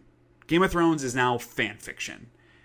I can enjoy it for being fan fiction. If I just don't have those same high standards, I will get more out of it. So I tried to watch it with that lens, and I had more fun. I still had moments where Kelly had to be like, "It's okay, Shay, like, it's all right." But yeah, I don't know. It is cool, especially to rewatch it and refresh my memory, because season 7 I had only seen the once, like, when it aired a year and a half ago. So to watch it and catch a lot of the little moments again, and, like, it gets my theory brain percolating of, like, oh, how do I think this is going to all work out? So that'll be fun to do. And then I'm committing for the last 3 seasons, I've done reviews for each episode on SheaHatesEverything.com. So I'm going to do that again for this final season to wrap it up. And that's where I do a lot of theorizing. And I actually went back and read some of my reviews as I was watching the show just to see, like, what did I think when it first aired. Yeah. And to read through a bunch of those theories, like, obviously I missed on a bunch of them, but there were a couple that, like, I totally fucking nailed. And that part of it, like, makes me feel real smart. And then I'll read one where I'm like, nope, not even close on that one. So it kind of balances it out. But it'll be fun to do that with this last season and then look back in a year and see, like, what did I get right? What did I get wrong? So looking forward to that. Yeah. Okay. My wife's about to have surgery on Wednesday, and so she's going to be, like, out of commission for a couple of weeks. Yeah. And she got the Game of Thrones, like, box collection Blu-ray for Christmas. So she's going to be watching that while she's on the couch for a couple of weeks. Yeah. So I assume I'll be coming home every night and she'll have some new bullshit, or I'll be in the middle of work and she'll be texting me like, I can't believe this fucking happened. Yeah. So that she has not. How much of it has she seen? I don't know, actually. I mean, So- she's just but going to she's- start over from the beginning because it's been Right, too but, like, long. has she seen the first 2 seasons or 5? You don't know. I don't know. Like, I know she's read the first book. Okay. Well, that's Maybe really she only the finished first, like, season and a half, basically. Right. Yeah, that'll be fun. That'll be fun for her to text you a bunch of stuff and you be all, it's just stupid. They killed. Yeah, I mean, my reaction each time is going to be like, yeah, it's a bad show. What do you want? You're the worst. Not bad shows. Sons of Anarchy, which I've watched a bunch of times as well. But it was Kelly and my anniversary on April 5th. 5-year anniversary, actually. And it's kind of hard to, like, do stuff when you have a 2-week-old child on your 5-year anniversary. Like, you can't really Right. take a trip or go out to dinner. So instead, we got Olive Garden on Uber Eats. Nice. And we started Sons of Anarchy and watched a couple episodes of Sons of Anarchy. Fancy. So it was Dinner I mean, and a show. it was awesome. It was a great anniversary. It was exactly the way that we would want to spend it if given the choice and without societal expectations of what you're supposed to do. But yeah, so we're like closing in on the end of season 1. We just watch it every once in a while. And it's awesome. Love that show. Despite having seen it through a bunch of times. I was just like really in the mood to watch SOA again. So yeah, it's cool. And then we have been trying to find some other stuff to watch. So we started American Vandal. Have you heard of that? It's on Netflix. It's like a mockumentary done in the style of Making a Murderer, but it's about a high school student who is on trial for like drawing a bunch of dicks on teachers' cars. But it's like it's done in the Making a Murderer thing where there's a bunch of like planted evidence, false testimony, etc. And he's like maintaining innocence. So it's a really funny idea. I don't think it's executed as well as it could be. I think we watched the first 2 episodes maybe. The main guy, I think he's a former YouTube star or Vine star or something. I recognize him from something like that. And he's not awesome. I think he might have created the show actually and written the show. He's just not that great of an actor, and the character I just don't really buy that much. So yeah, it just wasn't. We weren't super into it. I may continue along and see if it gets better, just because I think the idea is really strong, but not a great first impression. And then we watched a documentary series called The Losers, which is also a Netflix original, and it's just about famous losers and kind of their stories. And so there's like a famous soccer club that's always terrible, and this ice skater who always came in second place at the Olympics. And those are just really interesting stories to see, like, how these people continued to pursue their dreams despite repeat failure, and like how it has affected them and impacted their lives later on. It's just really well done. It has a really interesting kind of like vibe to it where it's like kind of dark cartoon transitions and stuff. It's weird. It's hard to explain. But yeah, I super recommend that. I think the episodes are like a half hour, so it's not a big commitment just to watch them, and each one's a different story, so we'll continue to watch that. And then we started a new crime docuseries called The Staircase, which is also a Netflix original. It is about a writer who was accused of murdering his wife. She allegedly fell down the stairs and bled out, like cracked open her head and bled out. And then he's tried for, she didn't fall down the stairs. He beat her to death and she fell down the stairs.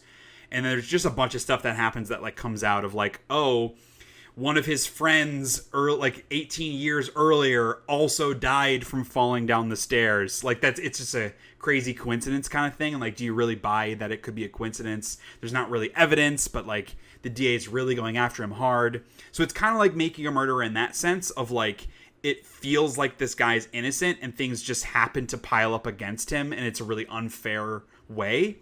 But the difference with Making a Murderer, whereas Making a Murderer is more about like their whole thing is like the cops planted evidence. Like they are trying to frame this guy. It's not that so much, but it's more about like the police and the DA misinterpreting evidence. And like one of the guys that is a DNA analyst on the state's side, like perjured himself and lied on the stand about how many cases he had done. He chose not to do a certain kind of test that he was supposed to do, and their thought was like, oh, that he was afraid if he did the test it would disprove his theory. So there's still a lot of like misjustice that happens. And I think we only have like 1 or 2 episodes left of that in the way that it's wrapping up. But it's like those kinds of shows, man, like they're just terrifying to see how flawed our justice system can be and how it can like take it. And this guy, like, he's super rich and he spent like all of his money on like hundreds of thousands of dollars on this defense and lost the first time. And so now he's going through retrials, etc. But like, what if this happened to me or like a random person that does not have hundreds of thousands of dollars to hire the best attorney in the state, to bring in all these expert witnesses from across the globe, or not expert witnesses, but like expert analysts and stuff to like prove how the blood spatter doesn't mean what the DA is saying it means. Like if it was just me, like I'd be fucked. And that's terrifying to know that it's not like, oh, you get out of jail because you're rich. It's you can only put up a good defense if you're rich. Because the state has infinite resources. They'll do whatever they can to convict you. But you have limited resources, and it's just not a fair fight. And that's scary. But it's a really good documentary. Because it's not me, so whatever. And then continue to watch a couple episodes of Arrested Development, Kitchen Nightmares, and then we've been watching a little bit of Blue Planet. Because Netflix just put out their new Planet Earth style show. I think it's called like Our Planet or something. And so I wanted to watch through Blue Planet because we never finished that before we start the Netflix one. So nature. Okay. Nature's cool. I like nature. Yeah. I like looking at nature through a TV screen. Oh, 100%. Yeah, I don't need to go out there. Let's not get crazy. Yeah. I got groceries today, and as I was walking back into the house, there was a bee by my front door. And I was like, hey, you know what? If all the bees die, I'm not going to be that upset. I mean, I'm sure it would have big implications in areas that we don't understand. But yeah, we have like bumblebees, but we have 2. I don't know if they have a nest or hive, or I don't know how bumblebees work in that way, but they just hang out on our back porch, and it's very tedious to like have to make sure they aren't going to fly into the house or like bite you or whatever. And they're the bumblebees. Like, they're the nice ones. If it was wasps, it'd be totally different. But still, it's like, come on, guys. Leave us alone here. Go somewhere else. Yeah. There are flowers everywhere. Why do you need these? Well, that's everything we've been doing. So what do I say we talk about some news? Because there's so much news to talk about. Oh, there's some stuff. Like big stuff, too. It's not even stuff that we can like race through, even if we wanted to. I know. Like some of this stuff we actually have to like talk about. I know, and like have opinions and like be interesting. Vey. It's the worst. It's like a rare instance on this podcast. Who has the energy for that? Like, yeah, give perspective and like insight onto a news story. But the biggest one, obviously, Google Stadia, which is the plural of stadium. It is also a stupid name. It's one of those where like they thought about it too hard. Like it was like the meaning of it totally makes sense, but saying it is dumb, and that's what matters about it. Obviously, everyone has a different perspective. I'm sure there are plenty of people that think it's cool, but I think it's dumb. Google Stadia. It's dumb. I think all names are dumb. And then you say them enough everything. And you don't notice anymore. Yeah, that's fair. Like Kyle. That's a stupid freaking name. It's Kyle. very stupid. That's like a dumb name. But you say it enough and you just forget about it.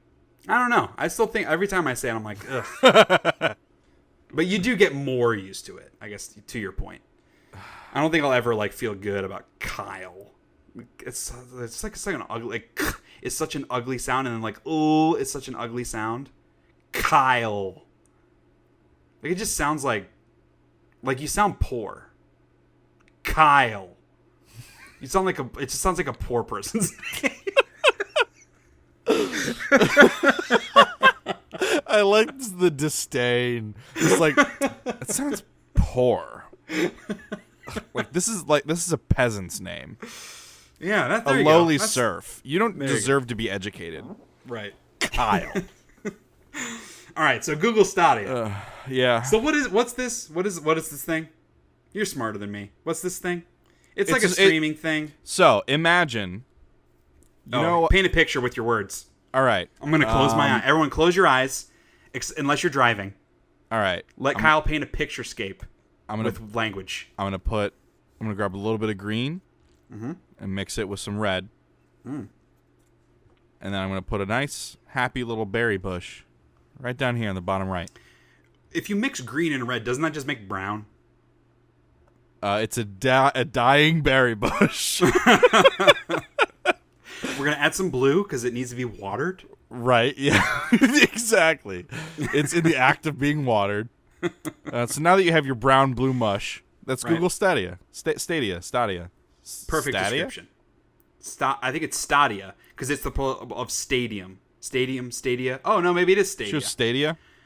Yet another point in the column of stupid name. If you can't even know how to pronounce it. I think it's Stadia. I think it is. I could be wrong. I think it's Stadia. All right. So Google Stadia. Look it up. Imagine. All right, a real painting of picture with just words.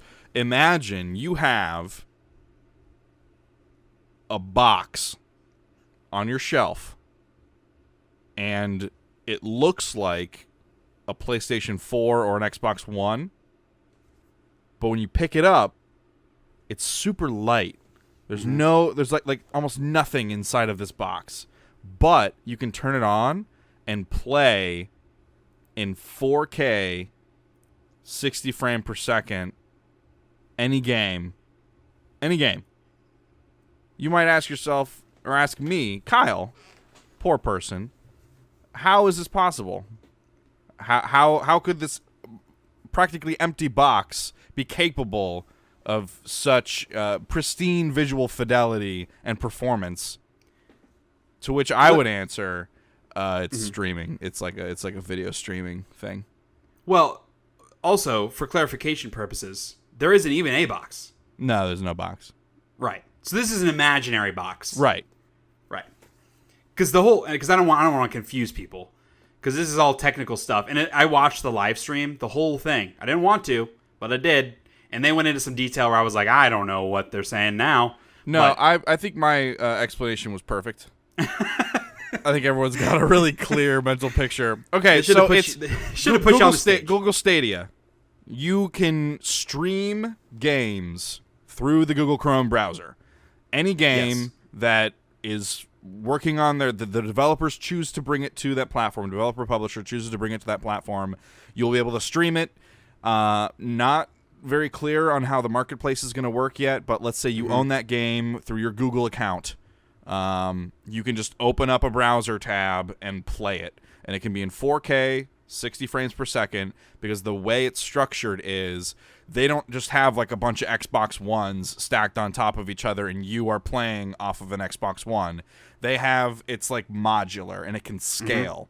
So they have like these specific computers they have built. They're basically just like GPU boxes. It's just graphic processing unit boxes. And they can just like say, hey, you're running a game that needs more than a box, so we're going to give you the resources from like 5 boxes. Right. And now, like, so you will always be able to hit that consistent performance. So basically, conceptually, unlimited resources to run a game. Also conceptually, because you are not like, so a big thing with online multiplayer is client-side hosting or like client-side servers, and like that's why you have like like like, let's say you're playing Call of Duty and someone quits and they were the host. It has to host migrate, and then now the connection's all of a sudden terrible for you and you alone because you're really far away from this person, but the other people in the match aren't as far away. So they have better connection. They have a leg up on you in multiplayer matches. Not the case anymore. With Stadia, everything is hosted through their own servers and their own, like, GPU stacks. So everyone has essentially the same ping to their servers. Right. And like they said, imagine 1,000-player battle royale, because like part of the limitations of a battle royale game is like the engine and the server, like how it handles all the data load, all the people interacting and running around that same map at the same time. Well, imagine you had like basically infinite resources. Like you're no longer restricted to what's in like a couple of server stacks at the developers like software farm, wherever they store those things, and it's not limited to the like computer box that you have or the Xbox that you have on your shelf. Like it's literally, it can just scale based on what the requirements are. Now, like that has there are a lot of questions that go along with that, right? Like a lot of questions. Yeah, like let's say for a developer or a publisher, they have a game that is more taxing to run, requires more resources than another game. So do they have to pay Google more to host their game than like an indie game does? Because like let's say, you know, like thousands and thousands of people could be running off of one of Google's Stadia boxes to run a small little indie game to stream it.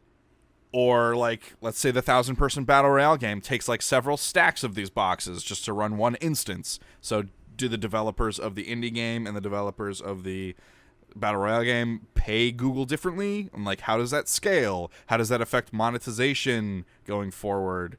Like when all of a sudden the cost for storefronts housing your game are different.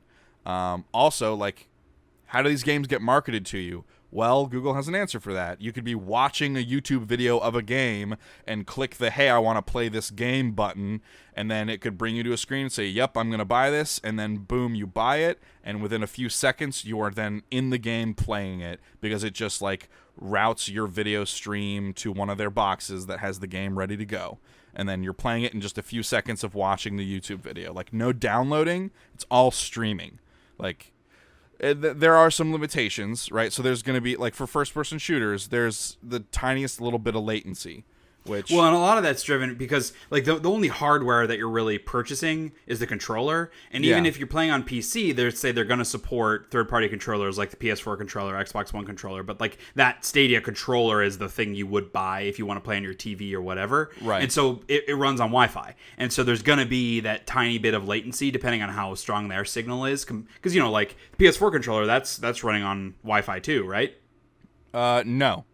Oh, okay. The PS4 controller is, I believe, some type of Bluetooth. It's not Wi-Fi. So that would that's be the better. big deal about why the Stadia controller is important, is that because it's Wi-Fi, it's actually, the controller is tied to your Google account. So because it's not tied to the device on which you're playing, there's actually a little bit less latency in your controls, because it's not connecting to a device and then connecting to their servers. It's connecting directly to their servers while you're getting your video stream. So it helps eliminate a little bit of that latency.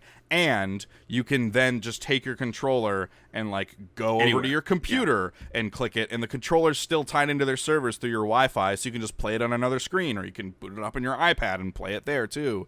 Like, it's really fascinating. And like, they also had like mock-ups of, in all these different server window or browser windows and stuff, you could be watching your friends play, because everyone playing Stadia also has a video stream of their session going, like, automatically.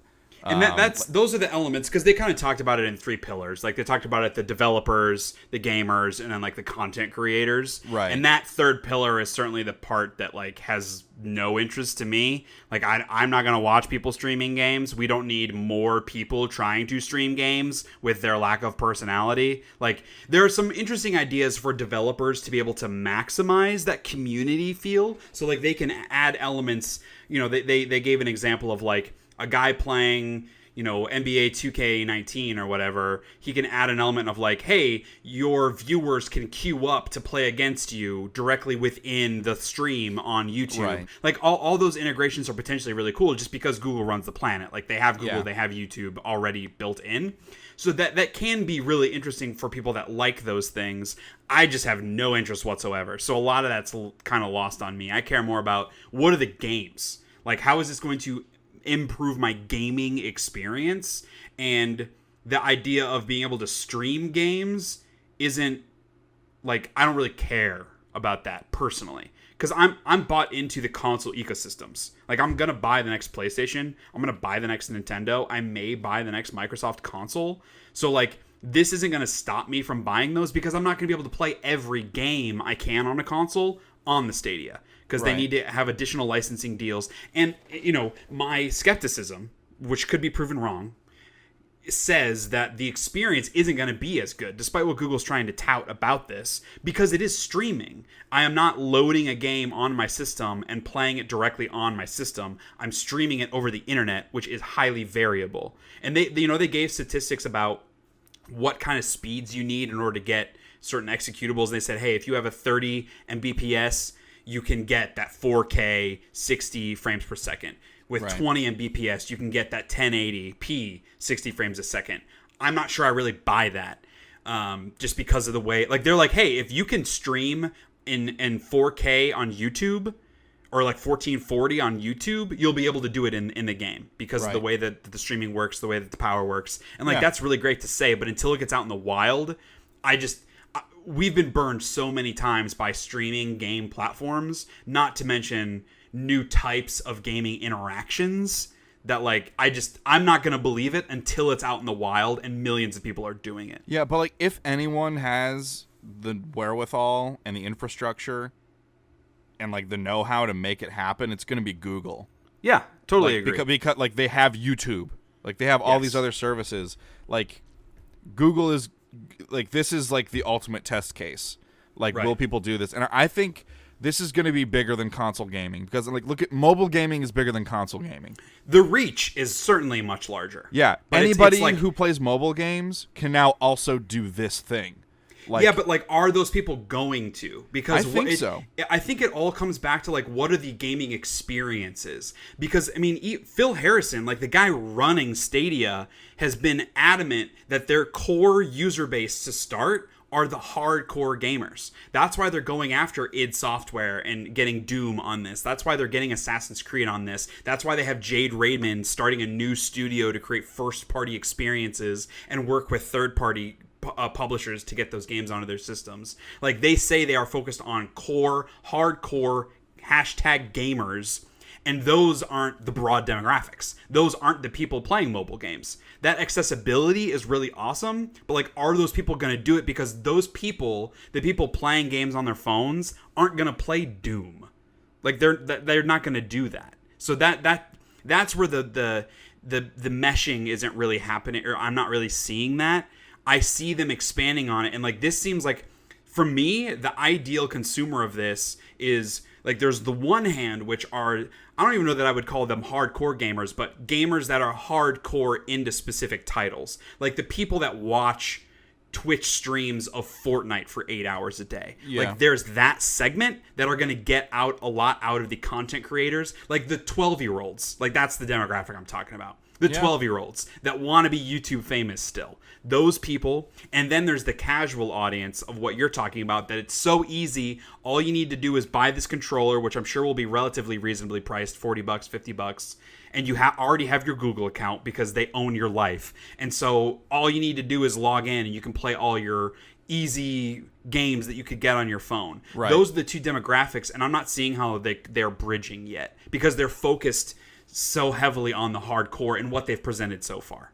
I think it comes down to, like, so the type of experiences that are attractive, like, I think most people want to play big, like, high budget games. Like, I think most people are down for, like, trying that, but there's a barrier to entry with all of those, right? Like if it's hardware or software cost, there's a barrier to entry. This eliminates most of that barrier. And so I think like anybody who's played Fortnite or PUBG on a phone or whatever, they're like, why would they not try this? It's like $40-$50 for the controller, and then I'll try this other game.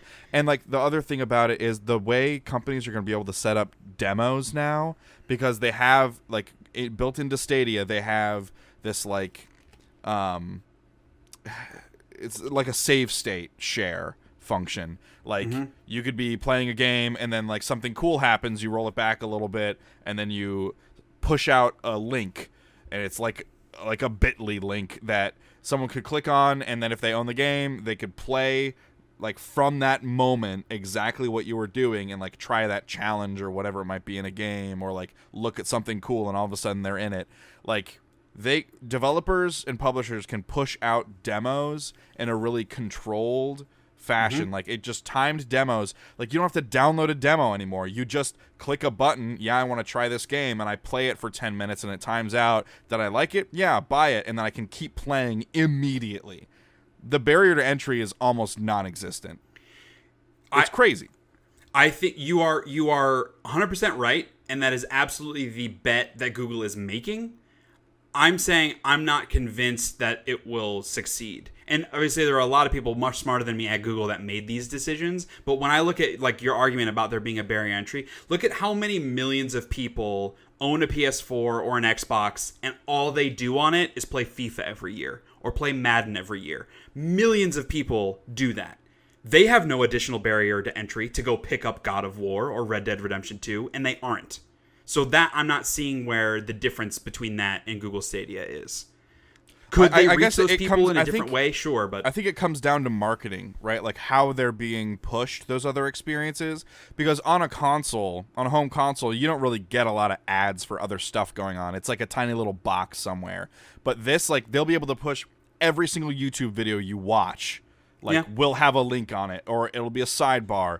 On Facebook, like, all the ad slots will be filled up with game stuff. Like, as you go through different websites, because Google is basically the internet, so they can, like, on all your Google searches, they could have ads for games that they, like, through their data, like, watching what you do and what you play, they accumulate, like, all this data and say they would probably like this game, so they push it out, or they say, hey, try this free demo, and you just click on it, play it for 10 minutes. Yeah, that was okay. Again, it's about, like, it's the marketing capability is insane. Like, the ability to market to wide swaths of people in a personalized way is crazy, because, like, you could market that before, right? Like, hey, you like this type of game, you should probably get Red Dead. Well, what do I have to do to get Red Dead? I have to go log on to my PS4, hop on the PSN store, have to buy it, and let it download for, like, 2 days. Or I have to go to the store and buy it. Like, people aren't going to do that. Now it's, hey, you want to play Red Dead? Yeah, click. Play it right I'm playing Red Dead. Yeah, like that's fair point. I mean, obviously, with all of this, it will be fascinating to see how it shakes out. Yeah. My skepticism is one on the like adoption side of it. Like, is the hardcore audience really going to want yet another store that they're interacting with? Like, they even said in questions, they even said like, I think Game Informer had an interview with Phil Harrison where they were asking some deep dive stuff on it, and they asked like, how do save states work? Like, if I'm playing Assassin's Creed Odyssey on my PS4 and I go and get it on the Google whatever, if it's a subscription service, or buy the game to play on Stadia, can I bring my save state over and play it on Stadia that way? And he was like, you know, we're going to have to work with, like, that's up to the publisher. We're going to have to work with them. It's going to be an individual case-by-case basis. They don't have a standard. Like, that seemed like there's just a lot of the detail that still needs to be worked out. And obviously, this thing, it's not live. You can't go buy it yet. I'm sure they'll get a lot of the kinks worked out ahead of time. But there's just there are a lot of ways that this could become tedious for the end user in a way that will hurt adoption. Like, if some games I can cross-play, awesome. But if I can't crossplay on all games and I have to know which ones I can and can't, the way that, like, that was a big problem with PS Vita, because each game was different between PS4 and PS Vita. If you could crossplay, cross-save, etc., that it was hard for the end user, the people that we're talking about here that are not the, like, they're not the people listening to this podcast. Like, they're the quote-unquote casual gamers who still play lots of games, but they're not, like, in the community the way that you and I are. Like, how do you expect them to know and to do that research? They're not gonna. And so it needs to be, to your point, as easy as possible for them when they're on YouTube and say like, oh, you can literally play this right now. Like, that's as easy as it could possibly get. Right. The key becomes the people that are one step farther, that are playing that game on a different console, and it says, oh, do you want to play? You want to play Assassin's Creed right now? Hell yeah, let me load it up. I'll load up my save file. I'm already sitting in front of my computer. Let me do that. Oh wait, I can't. I have to start a new game. Oh, but I just purchased this. Like, that could become a complete shit show really quickly. The second part of my skepticism is more about the technical side of it, and that just can't be proven until it's out in the wild. I just have a really hard time believing that this will work the way for everybody that they say it's going to. And saying even like 20 Mbps for the minimum 1080p 60 that they want, the majority of Americans don't have access to internet that is that good. So like, again, that comes back to the broad adoption of this. I just don't see the viability of it yet. Until they get Google Fiber everywhere, which Comcast and Time Warner and whatever are, in bed with the government making sure that doesn't happen. Until we get Google Fiber everywhere and Google takes over another chunk of the whole entire world, I just don't see this being broadly adopted, because it can't be, because people don't have the internet speeds. Yeah, I think that's going to be like the one thing to hold it back, right? Like, but the other part of it is, hey, if you're playing on a phone, you don't need those speeds, because it's not 1080p, like, not really on a phone. Fair. So it also depends on the device in which you're using. Like, on a television, like, yeah, you need 1080p or 4K, so it's probably going to be a bigger data stream. But on, like, depending on your monitor size, depending on the device you're using, you probably don't need, it's probably not as much data, I would assume. I don't know that for sure, but I would assume. And I think the other part of it is, it's weird to me that they're marketing this so much towards, or at least the initial kind of stint towards the hardcore gaming audience. It's weird to me they're doing that, because the hardcore gaming audience is never going to be satisfied with any amount of latency. And there will be some latency. Like, it's just, there are certain games that it's not going to be optimal. It will be, but the vast majority of people that play games are not looking for optimal. They're looking for easy. And, like, that's why Fortnite on mobile is so big. Like, that's not the optimal way to play the game. That's a shitty way to play the game. But it's the easiest way and the most accessible way. I think that's what the majority of people are looking for, and the majority of people are what's going to drive market trends. So, like, that's why it's weird to me that, like, they're trying for, like, Doom and other titles like that. It just seems... It just seems at odds with, like, how they're probably going to make the most money. Well, and it might not be about that. Obviously, like, they're a business, their goal is to make money, but maybe this isn't supposed to be such a broadly adopted service to start. Maybe that is why they're focusing on the hardcore gamers, because we're the testers, right? Like, we will prove the viability of this so that they can make it cheaper and easier to create and get this stuff out there, so that they can get it into more and more hands. That makes sense. From that perspective, it kind of makes sense to focus the way that they are. And it really is just like, what they're trying to do is prove the use case for this. Right. Like, prove that it is a viable option, and then they can expand and become the only game in town. Which we have another rumor mill here that might say that they wouldn't be the only game in town for this, but I don't know. It's certainly interesting times. They have said time and time again, like, we'll hear more in the summer. So whether that means they'll be at E3 or not, or they have their own separate thing that they do again, we'll see.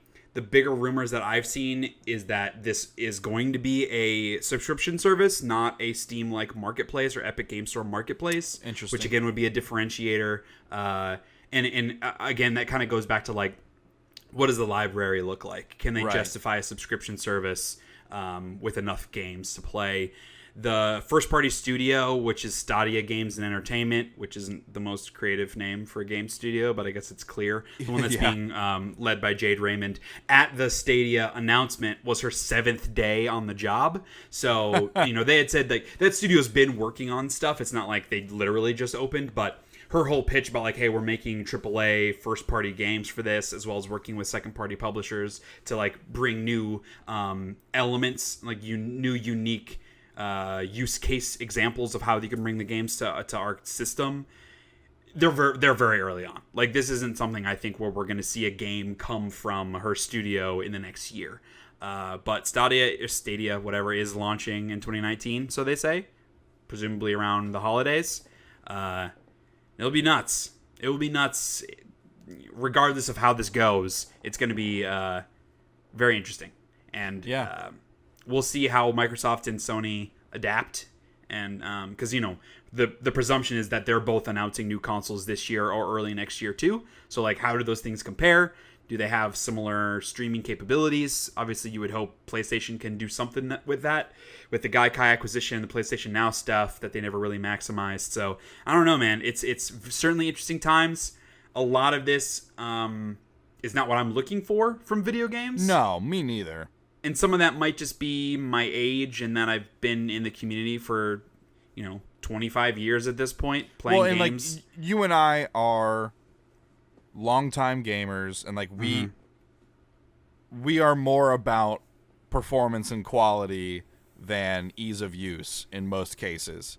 Yeah. Like, you and I care solo about that experiences. I want to play video games by myself or, like, with friends. I don't want to play big multiplayer games, which is where the industry is trending. All the battle royales, the competitive stuff. Like, I just have no interest in any of that. So just the way that the industry is trending is not what I'm looking for out of video games, which, like, I have a little bit of anxiety about that just because, like, I don't want to lose this hobby, It's like crazy to think about it that way, but obviously they don't make video games just for me, so can't be mad about it. So that's the Stadia. Obviously, I feel like we gave some opinions there, right? Yeah. That was the goal. Like, I will insights, try this at the first opportunity. Yeah, I don't know. I'm definitely like a more of a wait and see. Just like to see. I want to see them get the kinks out first and see the viability of it first before I like want to spend money on buying a controller or something like that. Yeah, well, I wouldn't be buying the controller. I'd be playing mouse and keyboard first. Yeah. Like, but I want to try a game running on Stadia to just, like, I need to see for myself. I guess it depends on what the model is. If it's a subscription service where, like, you can get a month for free, 100% I'll dive in it and check it out. But if it's something where I need to go buy games, I don't know. I might wait and see what people have to say about it first. Right. So, shortly after the Stadia announcement, we got a rumored story coming from Game Informer that Walmart is working on a streaming platform much like Stadia.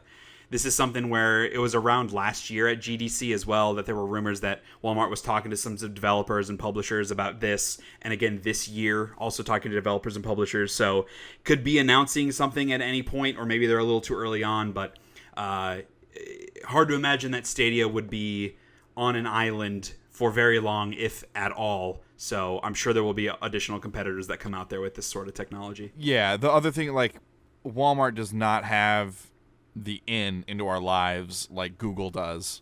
100%. Like, the only other,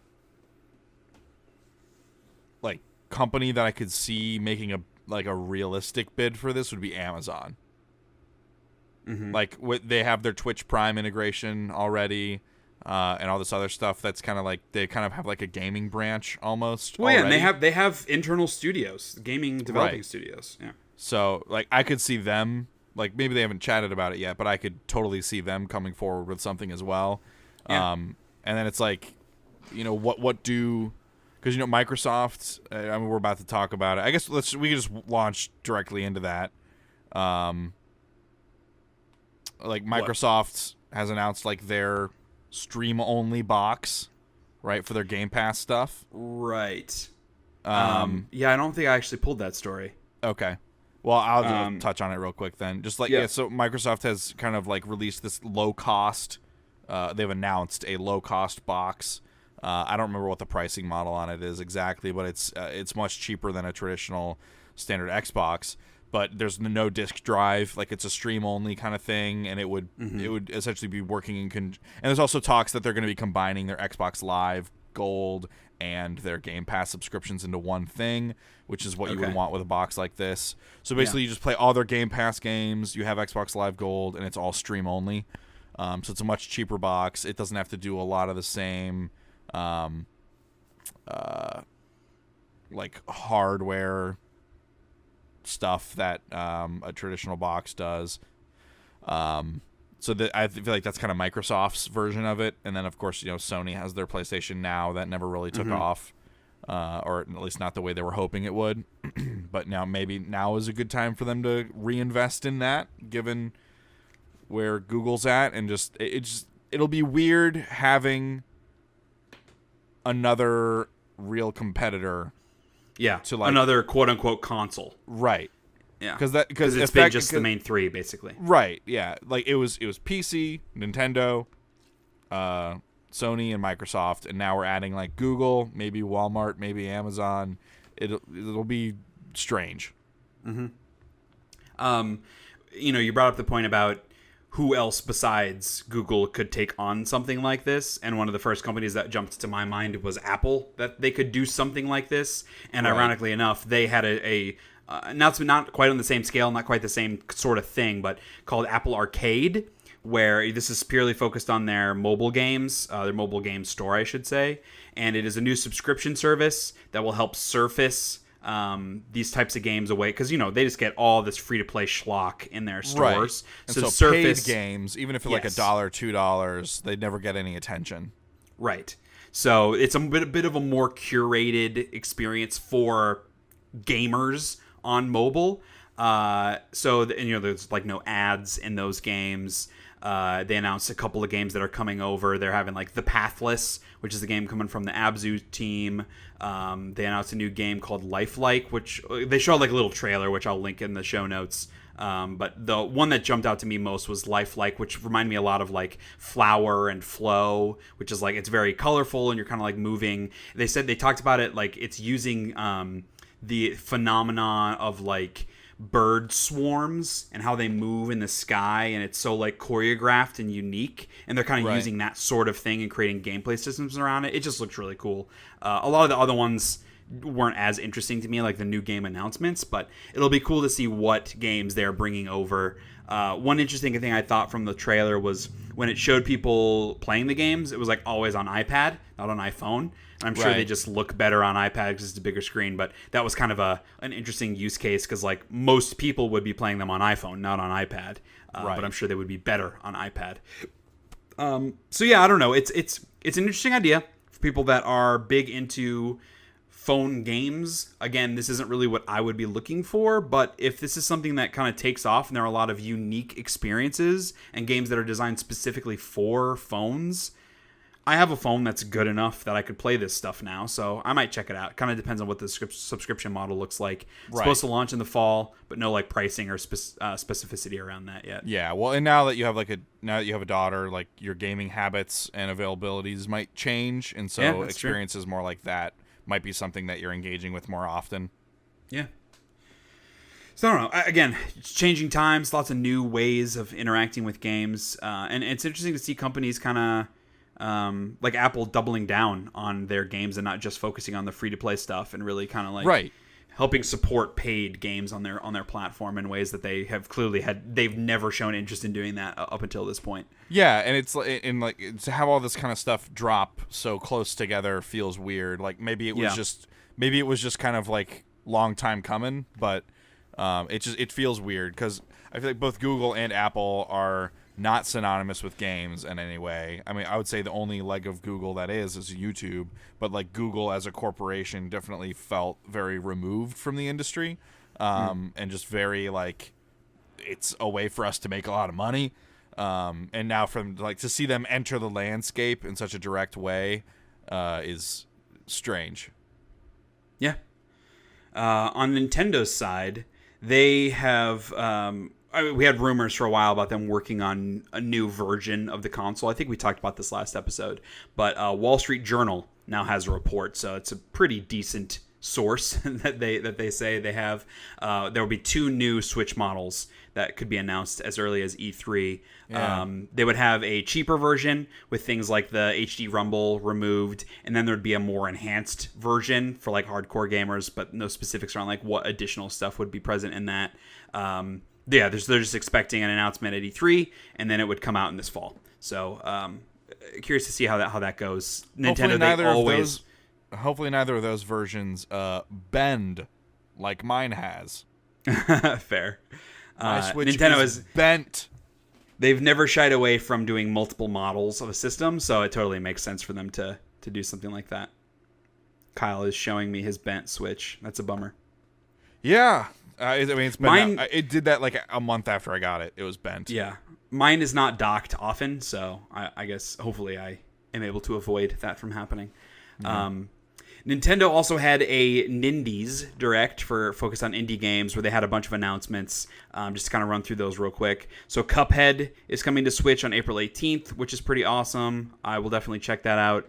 And then last year I did a top games from E3 2018 list on Shea Hates Everything.com. A couple games from that list now have release dates. So My Friend Pedro, which is a Devolver Digital game. It looked awesome. They showed it at their press conference last year. It's kind of like a side-scrolling shoot-'em-up, twin-stick shooter sort of feel to it, but it's very acrobatic and over the top. That is coming in June to Switch as a console exclusive. And then NeoCab, which I also highlighted in that article, which is like a futuristic Uber simulator / narrative adventure game, which are with a really cool like neon sort of Wolf Among Us visual look to it. That's coming out in the summer as well. And then Double Fine's new game called Rad is coming in the summer. And then Vlambeer is bringing their games. Their awesome duo. They put out Nuclear Throne, which is now available on Switch, and then there's game Super Crate Box, which is coming out in April. And then they also announced Vlambeer Arcade, which are going to be a bunch of like more like smaller one-off games. The first one in that is going to be called Ultra Bugs, which is a 2D kind of pixel shooter that they're working on coming to Switch. That is a very good name. And then the Stranger Things 3 game, which doesn't look great, but it's, who knows? It's tied to the series, so it might be cool. That's coming out on July 4th to coincide with the release of Season 3 on Netflix. And then there's a Crypt of the Necrodancer spin-off called Cadence of Hyrule. So it's like a tie-in to Zelda, which is coming out this spring. So a lot of cool indie stuff coming to Switch. Okay, and then sticking with new consoles and shit. So the Sega has fully revealed the Sega Genesis Mini, following in the footsteps of the NES Classic, the SNES Classic, and whatever the PS1 Classic thing was. Yeah. They're saying there's going to be 40 games, over 40 games, in fact, including Shining Force and Castlevania Bloodlines were the two headliners. And if those are the two headliners, yeah. So this, I guess I should say, this was specific to the Japanese version. There may be different games coming to the US based on licensing deals or whatever. We don't really know yet. They are going to have the controller be the same shape and size as the original Genesis controller, which is weird. Like, that controller was kind of hefty, if my memory serves. Yeah. But the console's obviously going to be much tinier. And it's coming out September 19th. I've not seen that much buzz surrounding the Genesis Mini. Probably because people are feeling burned from the PS1 Classic. Right. Yeah, so there's we'll been see. like a lot of like weird stories kind of behind some of these small like mini consoles, like how the SNES or the NES one was actually just using like an emulator to run like their mini console and stuff like that. And Atari had announced a mini version thing of theirs, which I don't think they've come out and talked any more about, just because there was a lot of shadiness around that. So I think people are getting pretty skeptical about these things nowadays. Yeah, it's weird. And like, I mean, I would not buy this because I have a Genesis and it still works. So that's fair. I wouldn't buy this because I'm not interested. So. Also fair. And then we got some press conference announcements for E3. Just Bethesda man, that's right around the corner, dude. I know, dude. It's in June. So Bethesda and Ubisoft came out and kind of outlined when they're going to be presenting some stuff. So Bethesda's is Sunday, June 9th at 5:30 Eastern. They have already said we will get... they have already announced that we won't get Starfield or Elder Scrolls 6, which probably smart of them to get out ahead of it, but it's also a big bummer, because I care about those, and I was hoping to get a little bit more of Starfield, right? Since that's the game they're actively working on. it makes it obvious that them announcing it last year was clearly like a hedging on Fallout 76 because they knew that reactions would be mixed, so they wanted to prove like, oh, for all the people that care about our core stuff, we're still working on that, even though they have nothing to show for it yet. Kind of points that out a bit. So I wonder if even next year they'll be talking about Starfield yet. Like that's something that at this point feels it's like a 2022 game. You know what I mean? So. Who knows? Yeah. And then that would make Elder Scrolls like a 2026 game or something. Well, yeah. So. I mean, these games, they take forever to make. Yeah. I mean, they're huge. They're huge games. They take their time with them. I'm not going to get mad about that, but it is like, if you're going to announce a game and then it comes out that much after, that's like the Last Guardian syndrome. Or Kingdom Hearts 3 syndrome, actually. Yeah. Friggin', what was it? Final Fantasy 13... oh, shit. What was that called? It was like a Final Fantasy 13 offshoot game that eventually became Final Fantasy 15.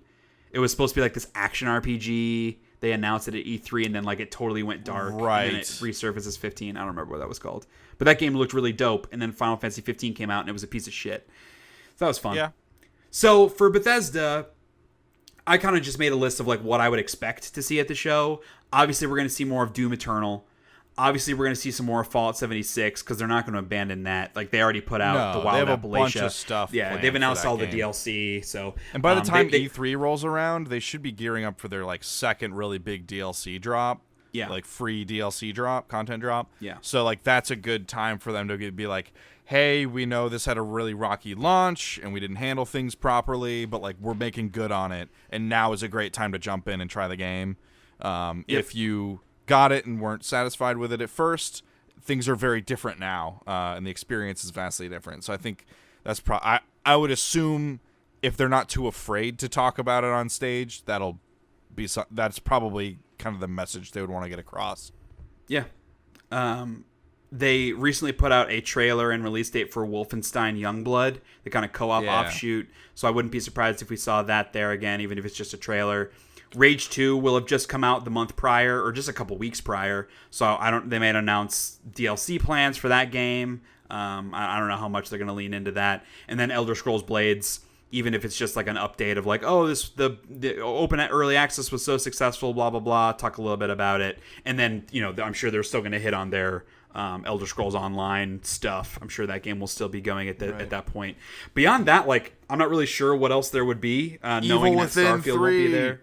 Well, yeah, that's what I was thinking. Like, what other second party studios do they have? Like, whatever Arcane is doing now. I don't know, because they're not doing Dishonored. They don't have anything announced, right? It was just Dishonored and then Prey. So Prey 2. I don't know. Yeah, I could see a Prey 2. I'd be all right with that. Yeah. So it just doesn't really seem like there's that much other stuff. Because Machine Games obviously has the Wolfenstein. We've got Doom. We've got Rage. The id's working. So I don't know. We just don't have. There's not that much other stuff. I'm not sure. Like another expansion for Elder Scrolls Online. Well, that's what I'm saying. Like, I'm sure they'll talk about that. Yes, they will 100% talk about that. But like, if there's a big thing to anchor it on, like Fallout 76 was last year, I guess it'd be Doom Eternal, where like they would spend multiple minutes talking about it and showing it and doing a gameplay demo. I guess that would be the fit. And then maybe like their one more thing announcement is whatever Arcane is working on. There just doesn't seem to be a ton there that isn't a known quantity already. So we'll see what happens. Do you think it's Todd Howard? Do you think he comes out and talks again or nah? It depends on how much they're going to talk about Fallout 76. Yeah. Because he's not going to be the guy for anything other than Bethesda Softworks. Fallout. Right. Yeah. Like, he's not going to talk about any of these other games because Bethesda's just there from a ZeniMax perspective as a publisher. I bet Todd comes out to talk about Fallout 76, and then I bet he hands off the update about Elder Scrolls Blades to someone from the project to talk about that. Yeah. And then I bet that's pretty much all we see of Todd. I bet he just comes out to talk about Fallout 76 and maybe like highlights. I bet they do like here's all the fun stuff the community's done in Fallout 76. Sure. And then here are the changes that we've made, and now's a great time to hop in. That almost feels more like a Pete Hines thing, because he's like, even when it comes to like capital letters Bethesda, it feels like Pete Hines is more the guy than Todd Howard is, because Todd Howard's all about Elder Scrolls and Fallout, like the Bethesda Softworks side. Right. So if it's more just like kind of light and sweeping Fallout 76 under the rug a little bit, I could see that just being Pete Hines talking about it. Right. So I don't know. Yeah, it'll be really interesting to see, just because I'm not seeing a bunch of new stuff for them to talk about. Yeah. Just because, and a lot of that's just because Rage 2 will have just launched. Like, that would be a big thing that they could show if that game was coming out in the fall, but it isn't. It will have already come out. So I don't know. I'm not seeing a bunch to justify an hour-long press conference. So we'll see what happens. On the Ubisoft side, there's this Monday, June 10th at 1 p.m. So we've talked before how they have already said we have 3 to 4 AAA games releasing before next fiscal. So in the next year, from April to April, they have 3 to 4 AAA games. We've already talked about like what those might be and could be. Just to rehash, obviously it's not going to be Far Cry because New Dawn just came out. The Division 2 just came out.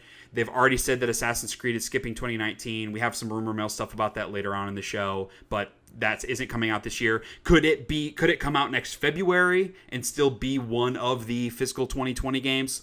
Totally. I'm not convinced that that's going to happen. But then, like, if you look at what else there is, Watch Dogs 3 is the prevailing rumor that they're going to announce that. There are rumors that it's taking place in London. Splinter Cell has been rumored since last year, so that could certainly be it. Please, God, Skull give and me Bone. Splinter Cell. Yeah. Skull and Bones, I mean, assuming that game hasn't been canceled yet, they've already announced it, so it should be coming out within the next year. And that would be 3 games right there. And then you have Beyond Good and Evil 2. Who knows how far along that is. I have a hard time believing that's coming out in the next year, but it certainly could be. Yeah. And then the only other things that jumped out at me were a follow-up to For Honor, which they've been supporting a lot. The community's pretty strong in that game, so I guess they could do a sequel. But they put out so many like DLC packs and stuff, it would feel weird to even do a sequel at this point. And then a sequel to Mario and Rabbids. That's like kind of all I've got in terms of like what they could announce new that's coming out that would be considered AAA, if you could even consider Mario and Rabbids sequel a AAA game. Right, yeah. So I don't know. Again, it's like, at least in this case, there's potentially some stuff that has been unannounced, but nothing there that would be particularly surprising. Even if they did, like if they announced Watch Dogs 3 and Splinter Cell as coming out in the next year, I don't think many people would be surprised. Yeah, I guess I need to spend some time in looking at the old Ubi catalog and just like see what are some franchises they haven't touched in a really long time. I mean, Rayman's one of the big ones, but like that, I wouldn't consider that a AAA game. They might consider it, but like we talked about last episode, like a Just Dance game. They're gonna have another new Just Dance game. Are they gonna consider that a AAA game? So I don't know. Okay, so here's an interesting one. I think this is in response to kind of the success of Epic Games Store. Steam and Valve is finally taking a look at kind of how their platform is working and kind of some of its flaws. Yeah. So they're changing how reviews work. There has been a long time problem of review bombing on Steam, and ironically enough, with Borderlands 3 announcing that it is going to be Epic Games Store exclusive for however long, Borderlands 2 has been review bombed on Steam, and this new system that they've set in place has been enacted with the Borderlands 2 review bombing, where essentially whenever there is an anomalous number of negative reviews, they wipe them out. And there are actual human beings, they say, that are looking into these circumstances. The issue with this is that they aren't picking and choosing what reviews to get rid of. They just take a period of time and erase all those reviews. So even if somebody comes in and has a legitimate review, whether it's positive or negative, they're still thrown out. Because it's just like, oh, for the month of April, we're throwing out all of those reviews because of the review bombing. So like, it's just like, yet again, Valve is like trying to address a big time problem, but they're doing it in a really shitty way that like clearly wasn't really thought through in a very good way. So in like, they're even considering these reviews as off topic. Like they're not even addressing the actual review bombing process. They're just saying that they're off topic reviews. That's just so, and like the definition of it being off topic, I have it here because it's super broad and unhelpful. It says, we define an off-topic review bomb as one where the focus of those reviews is on a topic that we consider unrelated to the likelihood that future purchasers will be happy if they buy the game. And what that says to me, like in the case of Borderlands 2 review bomb, people going in and saying, fuck you, Gearbox, for making Borderlands 3 exclusive to Epic Games Store, and 100 people write that review, those get thrown out because they aren't related to the game of Borderlands 2. But someone that is pissed off about Borderlands 3 being an Epic Games Store exclusive could go and write a review of Borderlands 2 and say, this game fucking sucks, the shooting is bad. Even if they don't think that, that's not why they're writing their review. If they write that, that's not considered a review bomb, because that isn't off topic. It is actually related to the game. The reason behind the review is just as bad as the 100 people that wrote, screw you for being on Epic Games Store, but because they wrote about the game, it's not considered a review bomb. I don't know. It's just like, obviously this is really hard to police even with people, but it's just like, it seems poorly thought out. Like, I just don't see how this really helps anything. And again, just goes back to my refrain of years and years. Why would anyone trust user reviews in the first place? Like, exactly. If you're leaning on that, you've already lost. So I don't know. It's obviously it's like one step diagonally in the right direction, just like most of what Valve does. Right. Okay, speaking of Borderlands 3, I guess I should have led with the fact that Borderlands 3 has been announced. It's a game that's coming out. Yeah, Gearbox. Did you watch that whole PAX panel? No, I watched the reveal trailer, Okay. and then I watched the other Borderlands 3 trailer. What happened at the PAX panel? Oh, man. Okay, so, all right. Well, let's just say, I don't have anything against Randy Pitchford.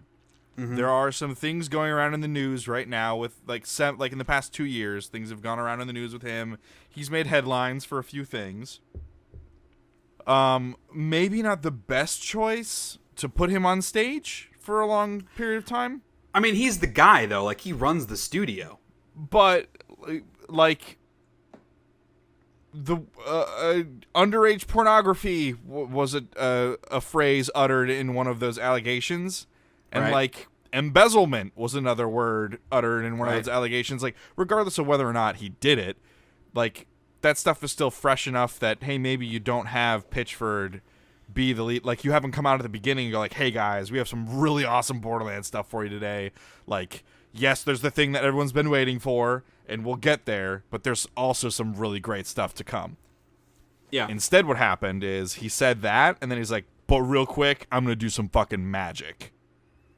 So he did, like, a 15-minute magic trick where it was really also... 15 minutes? Yeah, it was about 15 minutes. It was also, like, an advertisement for their new, like, tabletop Borderlands claptrap game. Right.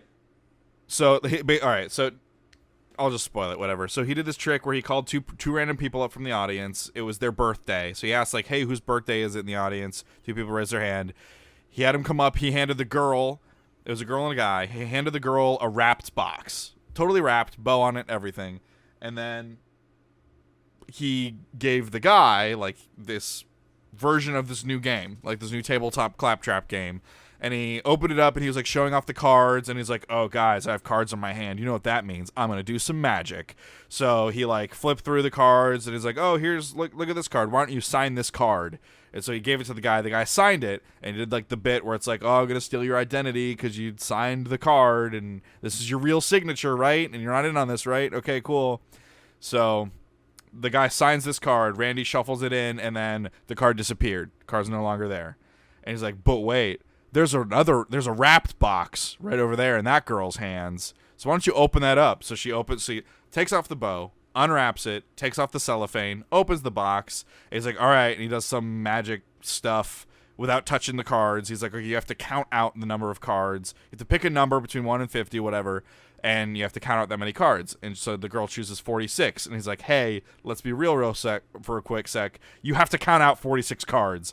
And we're at a PAX panel. We don't have a lot of time. So maybe you want to pick a lower number. She's like, nope, 46. He's like, all right, do it. She counts out 46 cards.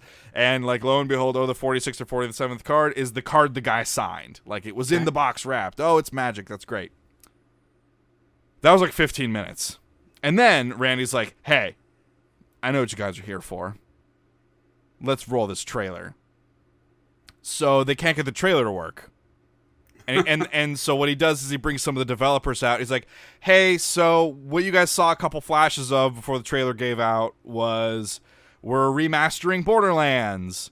And everyone's like, woo, it's like full 4K. And like he has like the developers talk about like their favorite part about the remaster, like the new features, instead of like it was fine. Like it sucked that they couldn't play the technical trailer. difficulties, doing what he can, And then he's like, all right, we have a couple messages from our different studios around the world, and we're going to cut to them real quick. So it cuts to these like studios, all these people assembled. They're like, yeah, woo, Borderlands, woo. And he's like, all right, we're going to play the trailer for Borderlands 3. And it plays, but it's like skipping frames and it's super choppy. And like, it's not playing it right. Like, it's like one frame every like 0.75 seconds. And it's really bad.